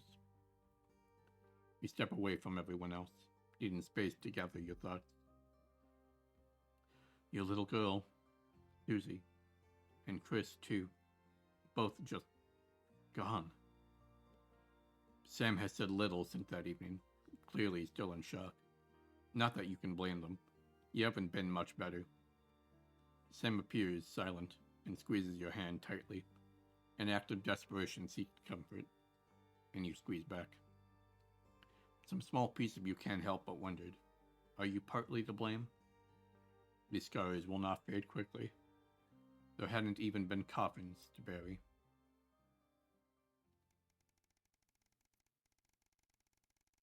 God damn, like a whole entire year later. Day 317, an academic exodus. It's a seemingly ordinary morning, but as you get into work, you find a small crowd gathered in the break room. When you go to grab your first cup of tea of the day, you can't help but overhear some excited chatter. You didn't hear? Yeah, another one's gone missing. What's that bring the total up to now? Oh, I should think over 100 at this point. They wouldn't have all been reported or noticed yet. Sorry, what's going on? An excited young woman turns to you and begins to explain. Another professor went missing from Queensville University. With all the other disappearances over the last year, science, doctors, researchers... She pauses before lowering her voice to a whisper. It's clearly Disrupt targeting the people speaking out against them. I even heard Advancer struggling to prevent further... A deep, familiar voice behind you interrupts. What exactly is going on here? A silence overtakes the room as you all turn in unison towards the doorway. Bozeman clears his voice before continuing. I've told you before. I don't want to hear about these so-called disappearances. Come now, people. Events have always been very clear that there's nothing to worry about. Which means that they're not our problem. And unless they start classing cappuccinos as intellectual, I don't think anyone here has anything to worry about. Let's get back to work. Bozeman holds up a hand to keep you as everyone else files out of the room. Look, between you and me, this leave it alone malarkey comes from on high. It's out of my hand. So I'd appreciate if you would refrain from talking about it further, and make sure the news is in line with that school of thought, yes? He gives you a pat on the arm and a smile before leaving to carry on with whatever it is he does during the workday. It seems that, for better or worse, public ownership is now in full swing.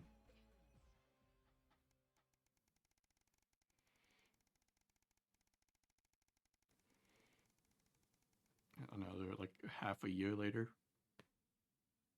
Day 850, a career in the making. You drum your fingers on the steering wheel impatiently as you wait for Charlie again. It's great he's enjoying the cohesion cadets and is so enthusiastic, but does he really need to stay behind every week to help? It's your Saturday evening too, after all. Finally see him exit the hall, a grin on his face. You can't help but smile back, the frustration starting to fade as you see him so genuinely happy. After hugging his friends goodbye, Charlie heads over to the car and gets in, his face flushed with the excitement. So how was... You interrupted as he can't contain himself any longer. Guess what?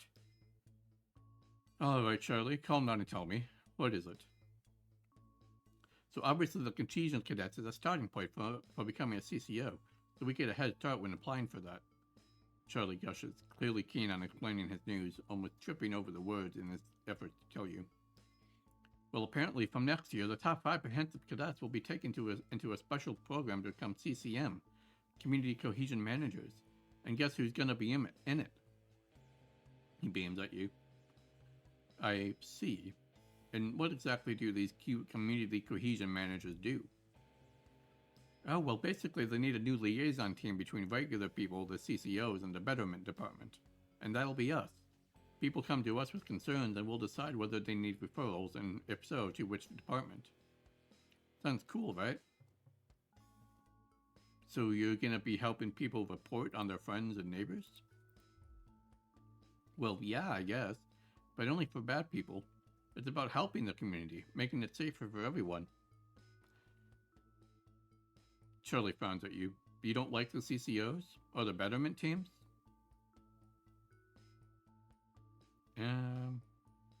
No, it's not that. Forget about it. Well done, bud. I'm proud of you. Okay, cool. I can't wait to tell everyone else. Charlie sits back in his seat, smiling again, though less enthusiastically than before. Is this really a good thing for him to be doing anymore?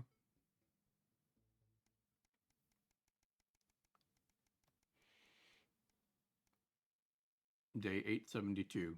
A spark to light the flames. You're surprised to find Sam in bed next to you when you wake up. They must have gotten in very late last night from drinks with the folk from school. You decide to let them sleep in and enjoy a lazy Sunday morning. With the house quiet, you decide to bring some breakfast into the living room and watch some TV while you eat. This is breaking news. Reports are coming in from across the country that large swaths of farmland went up in flames last night as part of what authorities are calling a heinous and well-planned act of terrorism by the group known as Disrupt. You drop your spoon back into the porridge and turn up the volume. In addition to food stores, which government sources have said will put a strain on universal mental centers countrywide, a number of CCO and civic buildings were targeted in last night's attack. According to Prime Minister Julia Salisbury, specific prisons and re-education and betterment facilities were raided, and a small selection of problematic and potentially dangerous individuals were forcibly extracted from lawful custody. You hold your breath, waiting to hear if anyone got hurt. Fortunately, the CCOs were well prepared for an event like this, and Disrupt appeared to be disorganized in comparison. While there were a limited number of fatalities, these were entirely comprised of Disrupt terrorists, with only 3 CCOs reported injured in the various conflicts across the country. A significant amount of disruptive activists were arrested and incarcerated, awaiting transfer to a betterment center. More on the story as it developed. You go to turn off the TV. You're interrupted by Charlie walking into the living room, bleary-eyed and with a piece of toast. Anything interesting going on? He just gestures to the TV. Mutely, you leave the news on as you cycle through the story again. Charlie watched in hushed silence. By the end of the broadcast, they're dubbing it the Night of Fire. Everything's going to be okay, right? I hope so. We'll have to see.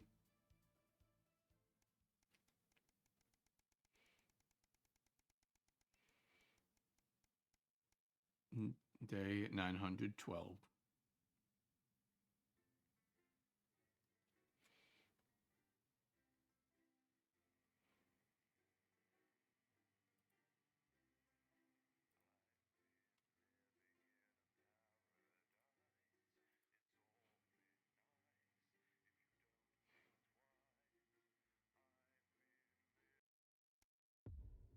The Uprising.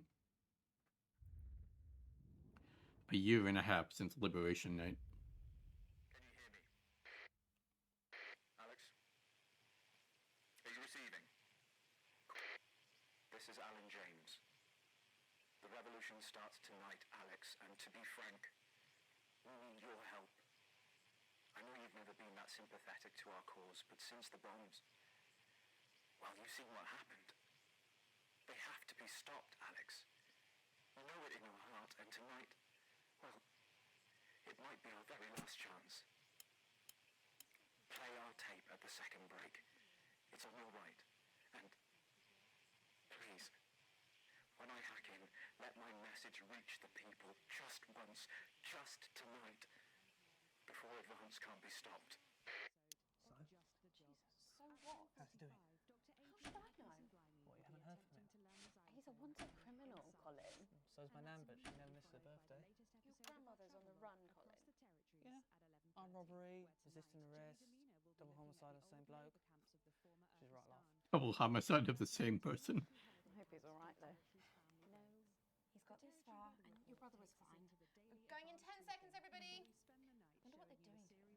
Annoying him, probably. Not probably, definitely. Going in 5, 4, 3.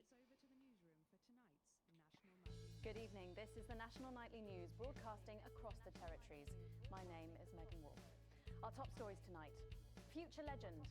It's been 40 days since Disrupt conducted multiple attacks across the territories. During the coordinated action, subsequently dubbed the Night of Fire, emergency services were kept busy at the agricultural centres, while a series of covert attacks were carried out freeing political prisoners, including former newsman Jeremy Donaldson. Nothing has been heard from the missing journalist since the violent Disrupt attack on his convoy 6 weeks ago. Donaldson was on his way back to Betterment after his notorious court appearance. All of us here at Channel 1 hope that wherever he is now, he's safe. Food, glorious food. With the last of the menu centres opening in territories 5, 8 and 14 today, Advance confirmed that the programme is now in full operation, providing free food for every citizen of the new future. What started as rationing during the 20-week war has blossomed into a social contract that is the envy of the unawakened world. Jack Tractorpants, spokesman for the menu centres, said today that while they can guarantee the contents of every box is nutritious, the actual quality of the meals you cook depends on whether you have a touch of Chef Jordan Rankley or the culinary skills of a professional footballer. Happy talk. Record happiness levels have been reported today across the territories. As more and more former countries join the new future, a survey carried out by scientists at Queensview University reveals a stunning fall in depression, self-harm and suicides, especially in those territories which have historically faced the most unjust of indivisions. According to the professors, the binominal trajectories of the Bezier distribution show signs of becoming both inverted and protracted when dispersed over the square root of time. By applying Harrington's third law in conjunction with the vowels variation, we can clearly see that things are looking mathematically good. No, hold on a second. My earbuds just died. I'm gonna take a really quick break here to go grab my other headset from my PlayStation. And then we're probably going to be ending after this this segment, this news segment here, this day. So.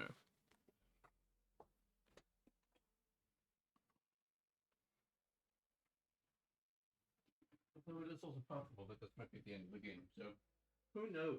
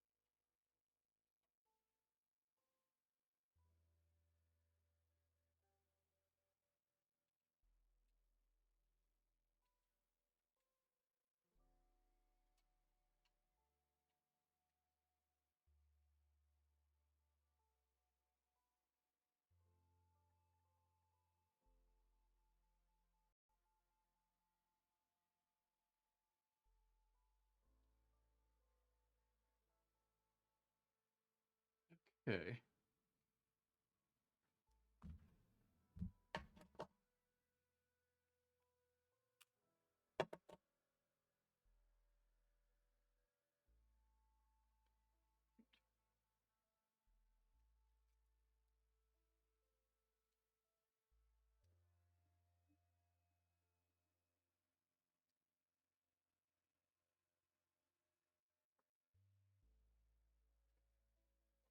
Right, I'm back. And before we do actually continue, I just need to make sure audio levels are all correct here. Sound settings. Let's go over to the HyperX Cloud.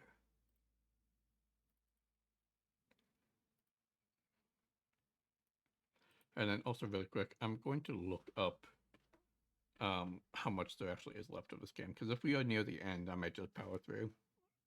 Like it was only like one, well, like day of like news mixing before the end.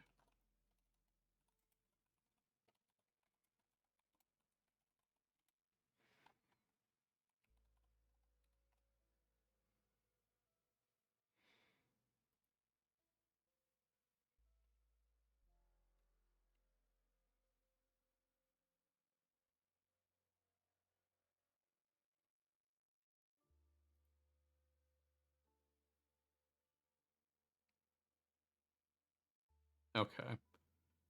So it looks like after today, the uprising, there is 2 more days. So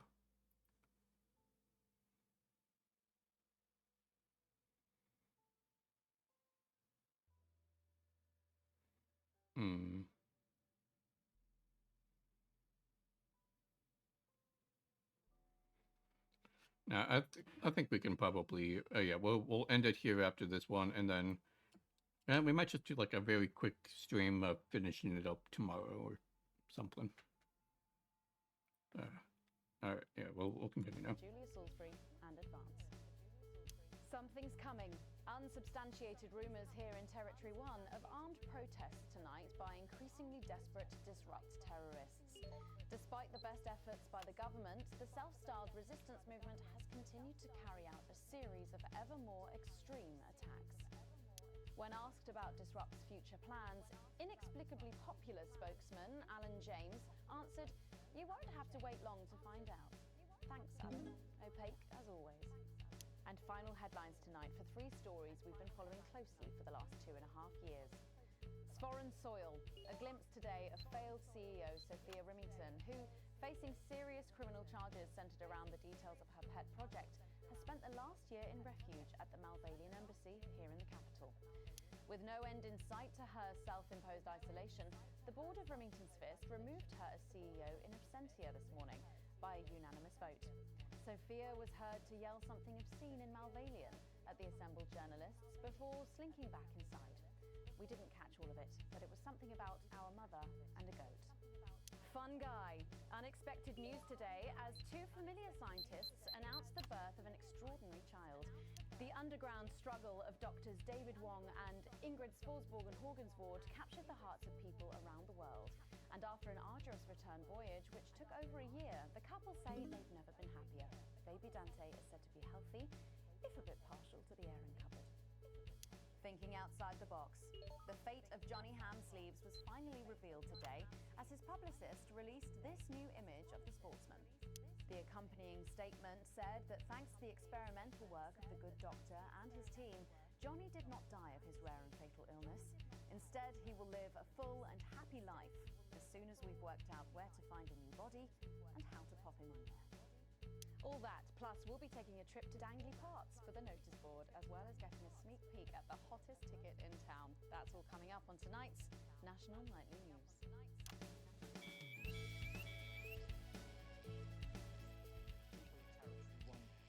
If you have ever questioned the team, please, for the sake of us all, come out. Take to the streets tonight. Show that you know this new future is not the future you wanted for yourself, or, if you're lucky enough to have them, your children. Tonight we will try to turn the tide. With your help, maybe, just maybe, we can succeed.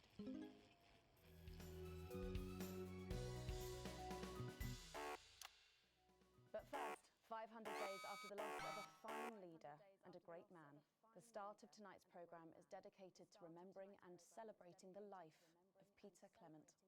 Patrick Bannon is live from Parliament Park, where Julia Salisbury will be breaking ground on what will soon be a memorial garden in Peter's honour. Patrick. Listening to that old bitch lying through her teeth about missing that poor bastard. Patrick. I don't know what I'm going to do. We're live. Because I'm not being funny. Things were better with Peter, weren't they? Patrick. They were, and I don't mind saying it. They were, because he held her back. But now there's no stopping her. Hello, Patrick. We're Of live. course, can't say that, can I, Francis? No, not with public ownership. No, with public ownership, you can't say anything these days. She's lost it, mate. She's completely off the rocker. I heard from an aide that... Hello, Megan. You join me here live from the what? Hello, Megan. You join me here live from the what? Oh. Seems like we've lost some signal there for a moment. Well, we will be going live to that groundbreaking ceremony just as soon as we can get Patrick back. Meanwhile, let me just say, I think the memorial gardens are going to be gorgeous. I've had a sneak peek at the designs and Alana Marsh has done a fabulous job. Oh, okay, all right, it seems like we have got the signal back. We can now go live to Patrick Bannon in Parliament Park. Patrick. Thank you, Megan. I'm Patrick Bannon, and we are indeed live here. Apologies for the technical difficulties there, but any moment now, Julia Salisbury will step out on stage behind me. Alex, Bozeman here. The boys in editing have just informed me that the eulogy footage isn't fully cut together yet. You're going to have to do it on the fly. For goodness sake, make sure you make it look good. Slowly gathering since this afternoon. This is Alan. You can undermine them here and help us win hearts and minds. Make him look bad, Alex. Really bad. And it seems like the ceremony is getting underway. Here is Prime Minister Julia Salisbury, the picture of elegance, to begin her address. Good evening, fellow teammates and friends.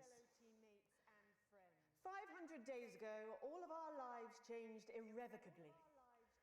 Still reeling from the triumphs and tribulations of Liberation Night, another great loss befell the people of these newly united territories. The loss of a leader, a statesman, a dear friend, and a hero. Peter Gordon Clement. Peter's death at the age of just 62, of course, announced by the team on the 24th of December, just 6 weeks after Liberation Night. Born to a working-class family on a housing estate in Rotherham, Peter first trained as a carpenter before getting his start on television, first moving and building scenery, and then developing into the personality that we all knew and loved so much. Just the Job first hit our screens over 25 years ago, running for 11 series, winning multiple awards, and charming audiences up and down the country. Peter taught us, all of us, not to be content with the way things are, not to accept inequities, no matter how small. But he also taught us what it took to fight them. Courage, integrity, empathy, and hard, bloody graft.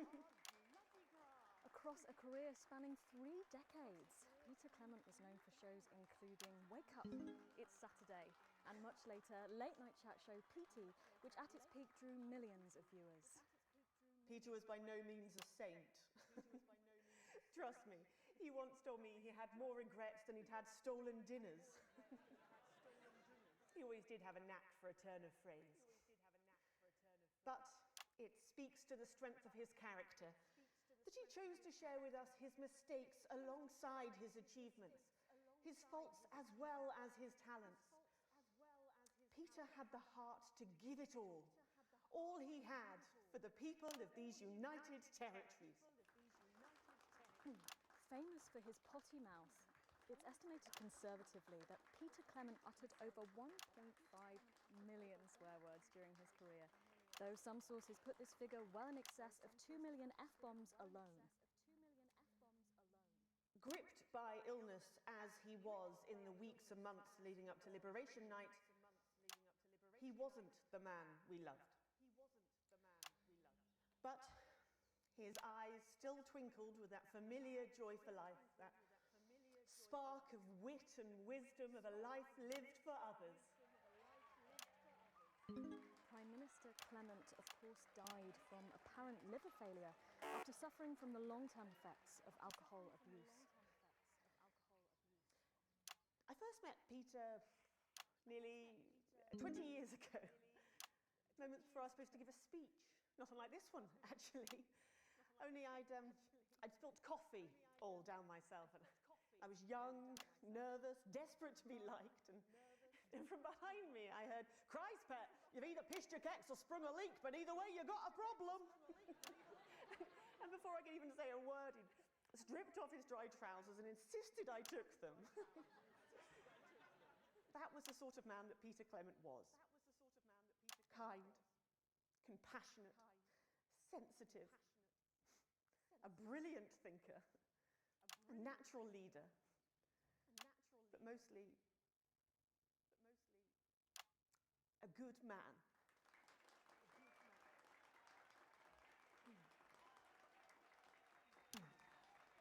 This glorious nation of ours, so beautiful and new, this shining beacon. Thank you, Alex. There'll be another opportunity to steer public perception soon. It's really starting. You'll know when.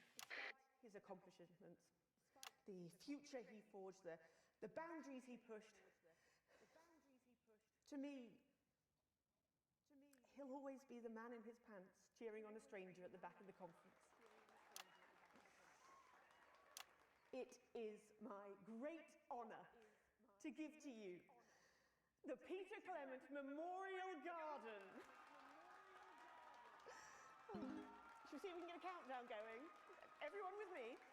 10, 9, 8, 7.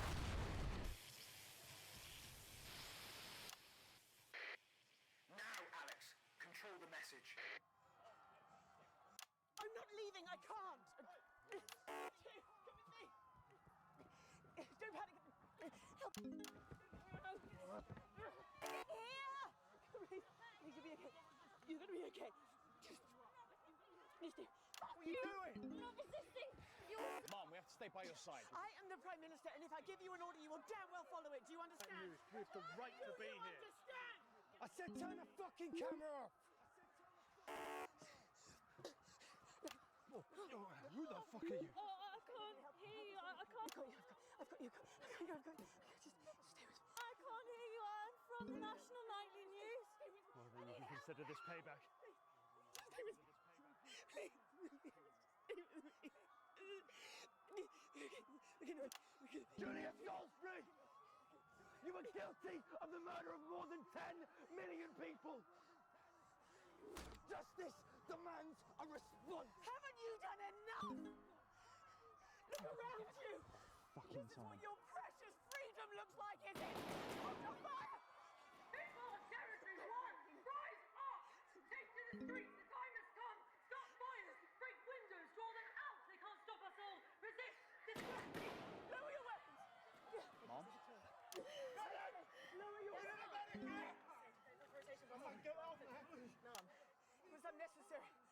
Lucy! Turn that off, please, sir. I said, please turn that off. Shocking scene. That woman with the megaphone, Alison, she had 2 children. She had never hurt a soul. She just wanted to have her voice heard. And now... But I guess this is how revolutions are made. They begin with blood, but they end with freedom. Go to team headquarters. Please, join your voices with ours tonight. For Alison and for her children. That means by now. Don't go away. We'll be back after this. Alex, I don't know what else to say. We need your help. I'm begging you. I did help you. This is becoming a weekly event. No, it's different tonight. This is the big one. Great. So there's a revolution happening outside and we're off to Dandy fucking Park. That's journalism, apparently. Should we get set for the next sequence? Well, things are going pretty well for us. Sales are through the roof. So we thought what better way to celebrate than to go back to where it all started. Unnecessary collections and companion magazines. Join today and you could receive a private education, an unbearable sense of entitlement, and your own middle initials. And if you call now, you'll also... Alex, during this next section, a cameraman working in the newsroom who's one of us is going to get a coded location out. We don't know yet which camera he's on, but if we find out, I'll let you know. Just keep your eyes out for the fist and try and keep it on the air for at least 5 seconds. Our operatives will do the rest. Do this. Megan, this is your new makeup artist, Craig. No. What? No. 10 seconds, everybody. Sorry, Craig. It's a no. Okay, we are going in 5, 4, 3. Welcome back to the National Nightly News with me, Megan Wolf. Very shortly, we'll be heading on over to the final episode of what has quickly become a hugely successful feature, The Notice Board. But before we do, let's chat with Philippa Radin. Tell me, why do you think the public love The Notice Board so much? It's real. There, I said it. It connects with people. You know, people look at us and they say, those are real people struggling with real problems. That's a really interesting point. Yeah, I mean, I was saying to my PA secretary as I got out the limo, I was saying, it's good for people to see normal, authentic people like them on TV. People like you. Yeah, precisely. Unfortunately, then I was interrupted by some dreadful wretch who wanted an autograph, but a swift kicking from security soon put him back in line. Yes, well, I think it's really good that our screens are filled with such relatable stories. So, The Notice Board is coming to an end after a sensational time at the top. What do you think has made this show so successful? It's a combination of so many things. My hard work, my talent, my look. Wow, you really have a lot to thank you for. Hey. You're welcome. We've just heard. Our man's on camera 4. I have a real sense of responsibility now. You know, a sense I've been... Get back to the interview, Alex. Something precious, and that I should use that platform for good. Yeah, I think that's really important, that we should use this platform to do good in the world. I agree. That's exactly it. So I've decided to help as many... Excellent work, Alex. That's the location shared. Next, you'll need to give them the go. Is that better access to education or, reducing child poverty? No, by adopting as many as I can get my hands on. Oh, okay. How many children have you adopted? Oh, we're well into the double figures now, Megan. I stopped counting in the late 30s. Goodness, that is a lot of children. Yeah, once we finish putting them into the guest room, I'll have to put a futon in the laundry cupboard. Oh, you really are some sort of hero. Hey, I live a privileged life. What can I say? I mean, any child I can take on is a child rescued from suffering. Poor children. Were their lives really that bad before? Oh, they're Normans, I presume so. Okay. Yeah, it's shocking to think, actually, that only 1 in 10,000 children have a celebrity parent. I'd never thought of it that way before. And I'm doing everything I can to fix those numbers. What do you think it is about your life that's so desirable, then? Well, it's mainly shame and panic interspersed with expensive bottled water, so actually, if anyone wants to, I'd happily trade. Now that I can relate to. Right, you better go off. and get ready. That was Philippa Radin sharing some thoughts about her lifestyle. I think it's really important to stay grounded and keep everything in perspective. Clearly, not everyone else agrees, but that's enough from me. Let's go now over to Dangly Parts for the final ever episode of the Notice Board.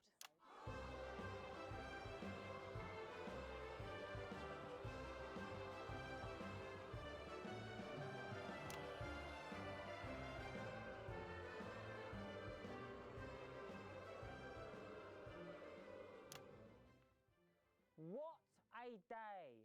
First the tea morning, and now to post this notice. I don't know how I managed to cope with it all. Oh wait, perhaps I do.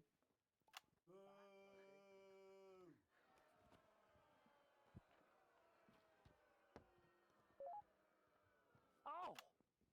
By St. Barnabas, what on earth is all this? Freeze, dirtbag! Oh, Laura, it's you. I thought for a moment you were a knife-wielding mugger or stabber. No, I'm afraid not. It's just me, a community cohesion officer, responsible for keeping crime at record lows. Of course. Keep forgetting that thanks to you and your colleagues, violence on our streets is a thing of the past. What's all this, Vicar? I know! It's a disgrace. Somebody has defaced... I'm not gonna lie, Alex. It's a hard fight. But you got the location out, and now we need you to give our people the go code. For the next 3 sound effects, 3 boos in a row. 3 boos, Alex. They don't call me the Right Reverend. Ripped for no reason. Yes!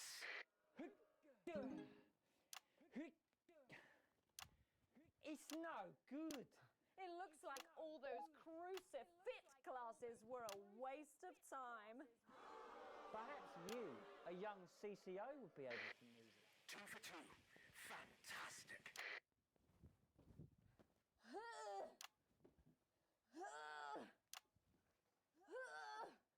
Looks like all those lifting classes were a waste of time. It's too heavy, even for me, a strong and capable You did it, Alex. We're good to go. strong enough to lift this. Did someone call for the best firefighter in town? Hi-ya! Well done, Captain Evans. You're so much stronger than us. Especially me, the weak old man. It's the least I could do for my community.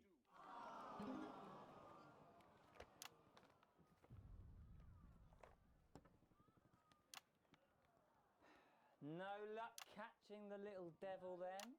Unfortunately not. The ferret struck again last night. When Ray opened the post office this morning, he found that every single stamp had been pre-licked. My God! Some people have no decency. Sadly, if we don't catch him before tomorrow, we may have to cancel the village fete. Don't worry, we won't let that happen. Will we, Vicar? No, no, no. Laura, tell me, why do they call him the ferret? Some say it's because of his sneaky nature. But really it's because whenever he strikes, he always leaves behind the foul stench of urine. Never fear, officer. We'll catch this pissy nuisance and save the village fete. Or my name's not Captain Danger Evans. The community cohesion team are doing their best, but they simply don't have the smarts to solve this mystery.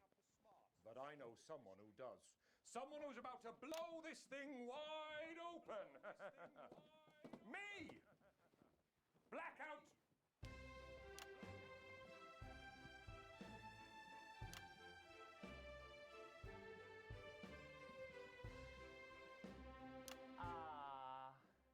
It's the morning of the village fete, thanks to theatrical convention. I sure hope everything goes to plan. Oh, look! There's Mrs. Craven setting up her cake stall. And look, there's the motorcycle display team setting up for a show that will be far too expensive for live television. I'm going to set up the coconut shy. What are you doing, Vicar? First, I'm running the tombola. Then, I'll be selling forgiveness for money. Aren't you judging the jams? I couldn't possibly. Well, that sounded like Mrs. Craven. Looks like someone sucked all the jam out of her donuts. That damn ferret has struck again! Whatever are we to do? Although I'm very competent, I have no idea how to solve this case. I guess we'll just have to cancel the fate. Hold it right there, ferret. Me? Have you been drinking from the fire extinguishers again? Not you, the vicar. I don't know what you're talking about. Admit it. You wanted the village fete cancelled so you could have the day off, didn't you? I already have to work Sundays. I shouldn't have to work 2 days a week. But how did you know? Well, my first clue was the smell. Yes, I do smell of urine. Next, I noticed that the vicar's tongue was particularly dry, almost as if he'd been licking thousands and thousands of stamps. Or perhaps eating Mrs. Craven's baking. Which brings me on to my third clue. The vicar said that he had no more room for jam. Almost as if he'd had his fill. Precisely. But you managed to figure it all out from that? Well, I also found this at the scene. That proves nothing. No! Get him out of here, officer! You did it, Captain. You could say you ferreted him out. Hey, come on. Let's go and have a party in my massive garden. I am doing well. Thanks to you, we're all doing well.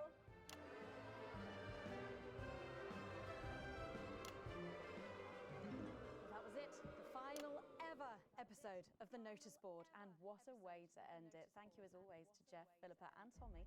After the break, we'll be both dancing and learning, so don't change that channel. We'll be right back. That's the ads. Well done, everybody. Wow!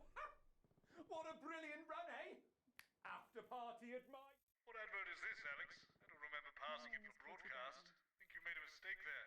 I'm an economist and commentator. You've probably seen me on the news talking about Advance and how progressive their policies are. Well, I was wrong. And I'm here tonight to say I'm sorry. One last push, Alex. We're closing in. One of the guests in the last section is working with us. You'll be asked to censor on our behalf. If you do it right, the final orders will be given. We'll get 3 chances. Get at least 2 of them right, and we're going to win this thing. It's happening, Alex. Tonight we take A little typo in the subtitles, though. I always envied my friends who had so much more. Over the years, my jealousy grew. So when Advance came to power, I didn't think about the damage they would do. I acted selfishly. I was glad to see the rich punished. I didn't see how backwards Advance were. I didn't understand that rather than tearing down the wealth creators, we should have been helping everyone else to take a seat at their table. Yeah, I don't know about that. They need to be toned down. Under Advance, Not like this. the country is poorer. It is poorer in ambition. It is poorer in aspiration. We are infantilized by Advance's naive policies. Policies born from absurd, redistributive fantasies. Johnny just said to ask if you need a touch-up. I have whored myself out to the media to defend That's the my shade, is it? indefensible. Yeah, this is I my have shade. betrayed my parents. I see that now. Mum, Dad, You can run back to I'm Johnny now. sorry. Our Jesus. only hope, Sorry about that, Sarah. Nothing. the only hope, Like at all. They said no one's now died. lies 10 with seconds. Disrupt. What's wrong with you? She is in tears. Ugh. Going in 5, 4, 3. Welcome back to the National Nightly News. Later in this segment, we're hoping to be able to go back to Patrick Bannon at the scene of tonight's shocking Disrupt attack. But first, I'm delighted to be joined by the cast of the smash hit musical everyone is talking about. I'll be speaking with the cast in a moment, but first, let's take a look at them in action. Please give a warm National Nightly welcome to the Novaries.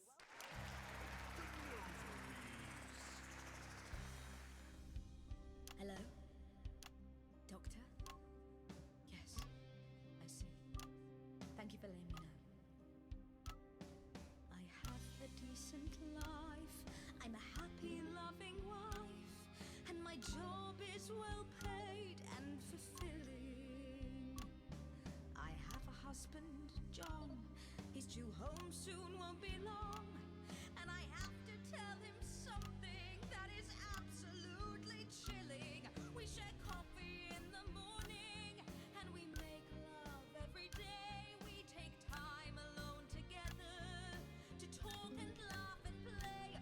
We prioritize our needs. We do charitable deeds. But the flowers of a happy life are now beset by weeds. I'm home. Oh, darling John. Oh, dearest John. There's something very wrong. I've just had a conversation with our doctor, David Wong, so please be seated.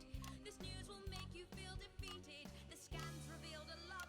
You poor unlucky chump. Is it cancer? Worse, oh, John. We're having a baby. How can this be? Oh, woe is me. Why has this happened to me? I always wear 2 condoms for the maximum of Safety in our tiny flat. We built a peaceful habitat. Now our lives are fucked. We're having a baby. Now you can't have any wine at the club. And there won't be any time for foot rubs. Now your hair will stink of weed. And you'll start to disagree. And forget about that holiday in Territory 3. No more waking up at 10:30. In fact, you're never going to get a good night's sleep again. No more snap decisions to go on to a club. You'll be lucky if you even make it out to the pub. Why can't we be more like our gay and lesbian chums? The only glue they have to deal with comes from personal bums. Now when I take a sick day at home, The parasite won't leave you alone. how he's grown. We're our top priority. I look after you, and you look after me. Ain't no trouble and strife. We got a childless life. No one wails and no one walls. No one draws things on the walls. A happy husband. A wonderful wife. We got a childless life. We're having a baby. We're having a baby. Changing nappies daily. We're having a baby. No more weekends by the coast. Now your kid is uppermost. It's more than a passing craze to have childless days. We're having a baby. Food and drink thrown everywhere. Death trap toys at the top of the stairs. Every parent prays to have childless days. We're having a baby. No more spas and no more. We're having a baby. 18 years on bills and leaves. Time for a whole new phase. We're having a baby. One more thing before the show begins. Have you considered that you might be having twins?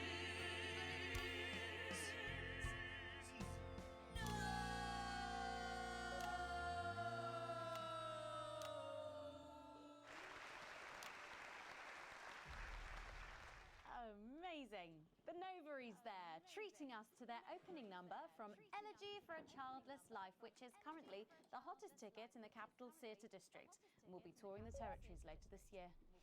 Then come on, you lot. Come on down. Let's go. Don't be shy. Hello. Hi, Megan. Hi. It's an honour to be here. Oh, really? Are you fans of the show? Yeah, used to be. Well, listen, let's get stuck in. Your amazing musical. Now, I mean, not only do you perform this show every single night, with matinees on Wednesday and Saturday. right, but you're also the show's creators, am I right? Well, everyone contributed their ideas, and then some of us went away and did the actual work on the script. But no, it's very much a team effort. Oh, that's fantastic. How rude of me. I've not introduced any of you. I'll be the one being replaced next. Let's go down the line, shall we? Hi, I'm Jack. Jim Blunt. Pleasure to be here. Jennifer Boram Woodley. Hello, I'm John Satley.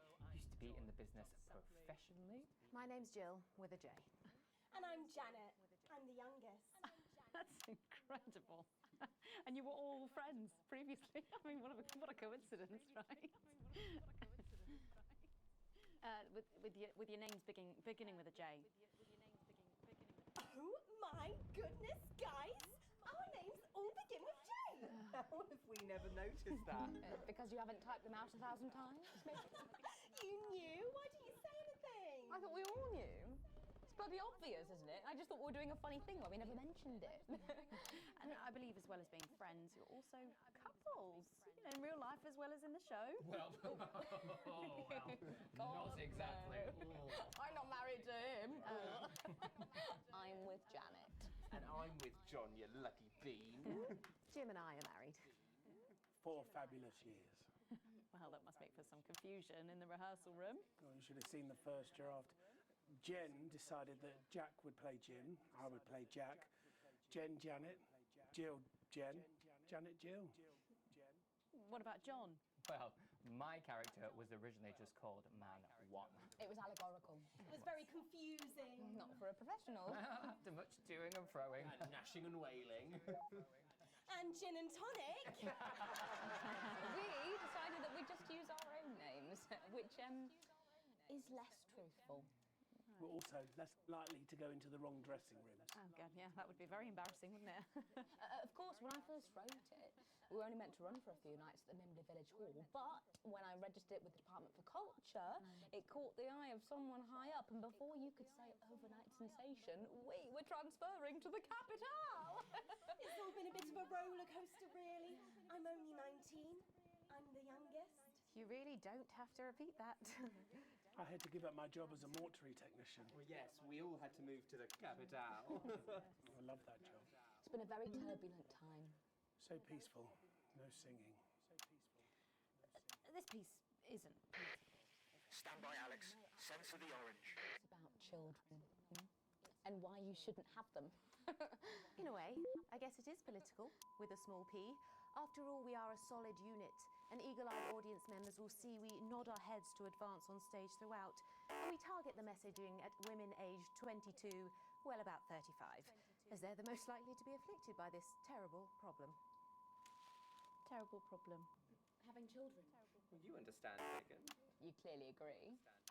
This isn't about me. Of course, we see that there are advantages to a family unit, but eagle-eyed couples watch as the little parasites advance on their lives, and there's no time to play the guitar, get through a book, or watch a movie. They're exhausted, passed out on the couch by 20 to 9, for God's sake. Very chatty tonight, dear. Usually I'm the chatty one. Because you're the youngest, we know. It's not a badge of honour, Janet. Janet, please, Jennifer. Oh, well said, John. Thanks, Janet. Got you back. So, could you just tell us what is the play about? What happens in it? Well, go ahead. It's a tragedy, obviously. Jennifer, myself, and John have their child, and then the story charts the downfall of their hopes and dreams. And there's lots of singing. And dancing. A lot. My character works at a menu centre for a distribution unit. Eagle-eyed, she sees her friend's rapid advance to a pit of despair. Becoming a target for children's TV advertising at the age of 22, she decides to take drastic action. I can't really say more, though. I probably said too much already. Let's not spoil the second act for anyone who might come to see it. Which should be all of you. For too long, we've been told that a life without children is somehow incomplete, that children are a blessing. Well, done the research, and they're not. Besides, there's already loads of bastards running around all over the place, so... We just want people to have the option of a happy, child-free life without stigma. You know, when I was 14, before I had come out, I had an experience with a girl called Julia Jacobs. She was an experiment, I guess, you know, a chance to dip my toes into the... Fascinating. Well, thank you all so much for coming in tonight. I really hope you keep them dancing in the aisles for many performances to come. The Nobles there. And I am pleased to say we can now go back to Patrick Bannon to get the latest from the scene of tonight's horrific events. Patrick, are you okay? Thank you, Megan. This is Patrick Bannon reporting from the scene of tonight's devastating and symbolic attack tonight this evening. An attack which I myself have been found myself caught up in. I'm still a little dazed and a little deaf, Megan. So I hope you'll forgive me if I seem that it's time to speak with the Prime Minister. Mrs. Salisbury, that's you. You're still here. The Prime Minister. I couldn't leave, not when there were people that needed help. Any team player would have done the same. I don't deserve praise for being human. Yes, no accolades here. Now, guys, we're going to do my final bit and then we'll get out. So, is the situation now? Are we safe? Yes, the security services performed their duties without hesitation, and I would like to assure the public that although there have been some injuries, there were no civilian deaths here this evening. Oh, that's good news about the Sorry, did you say no deaths? That's right, no civilian deaths. Just the 4 disrupt terrorists curtailed by law enforcement, who were, as always, so cohesive. If I may, I have a message for your viewers. Of course, the camera. There's the speak there on the camera there. Stay at home tonight. Do not become another casualty of war. Disrupt have had their moment, but as the dear departed Peter Clements once famously said, it ends today. Thank you, Prime Minister, for those strong words of strength. Back to the studio, Megan, now in studio with Megan Wolf now. Patrick Bannon there, bravely reporting from the front line of tonight's horrifying bombing. Can you get this reported on? Well, that brings us to the end of tonight's National Nightly News, but before we go, tonight's National Nightly News. Victory is in sight, my friends. You have mobilized. You have come together. From our agents at the television networks risking arrest and getting those words to you, to the many hundreds and thousands gathering to invade team headquarters. As I speak, we are turning the tide, and it is time for change. Tonight we topple their regime, and we also silence their mouthpiece. Channel 1. Time to wake up. Out from the shadows, and they are not the overwhelming force they would have you believe. The military have been actioned, and, well, it's pretty scary out there tonight, so stay at home and stay with Channel 1, because the team has assured this programme that the turbulence will soon be over and we can once again focus our minds on building the new future with equality, fairness and resources for all. My name is Megan Wolf. Let's make tomorrow better. Damn it, Alex. Tonight is the beginning of the fall of Advance. Fighter jet, 11 o'clock.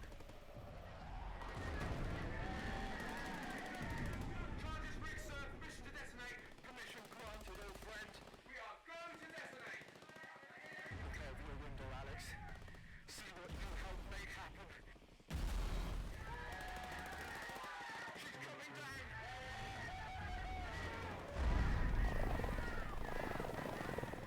Sir, up there.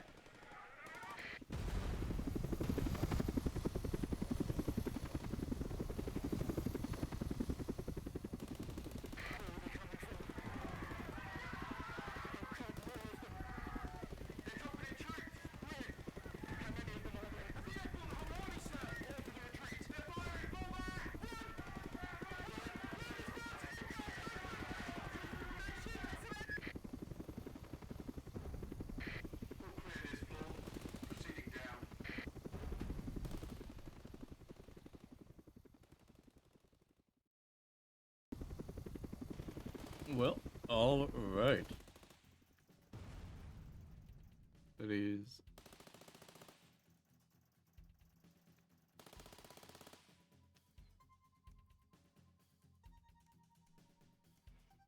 All right. Well, that is quite a place to end it, but end it there we are. Probably there is a very, very short. There's not much longer here, but yeah, I don't want to finish it quite now, so I might just hop back on tomorrow to wrap this up. But if not, we'll definitely wrap this up within the coming week. So yeah, we'll see. But regardless, thanks for hanging out, and let's see if there is anybody that we can raid here right now today. Yeah, looks like we can go ahead and raid Verum Dex, who is currently playing Resident Evil 9.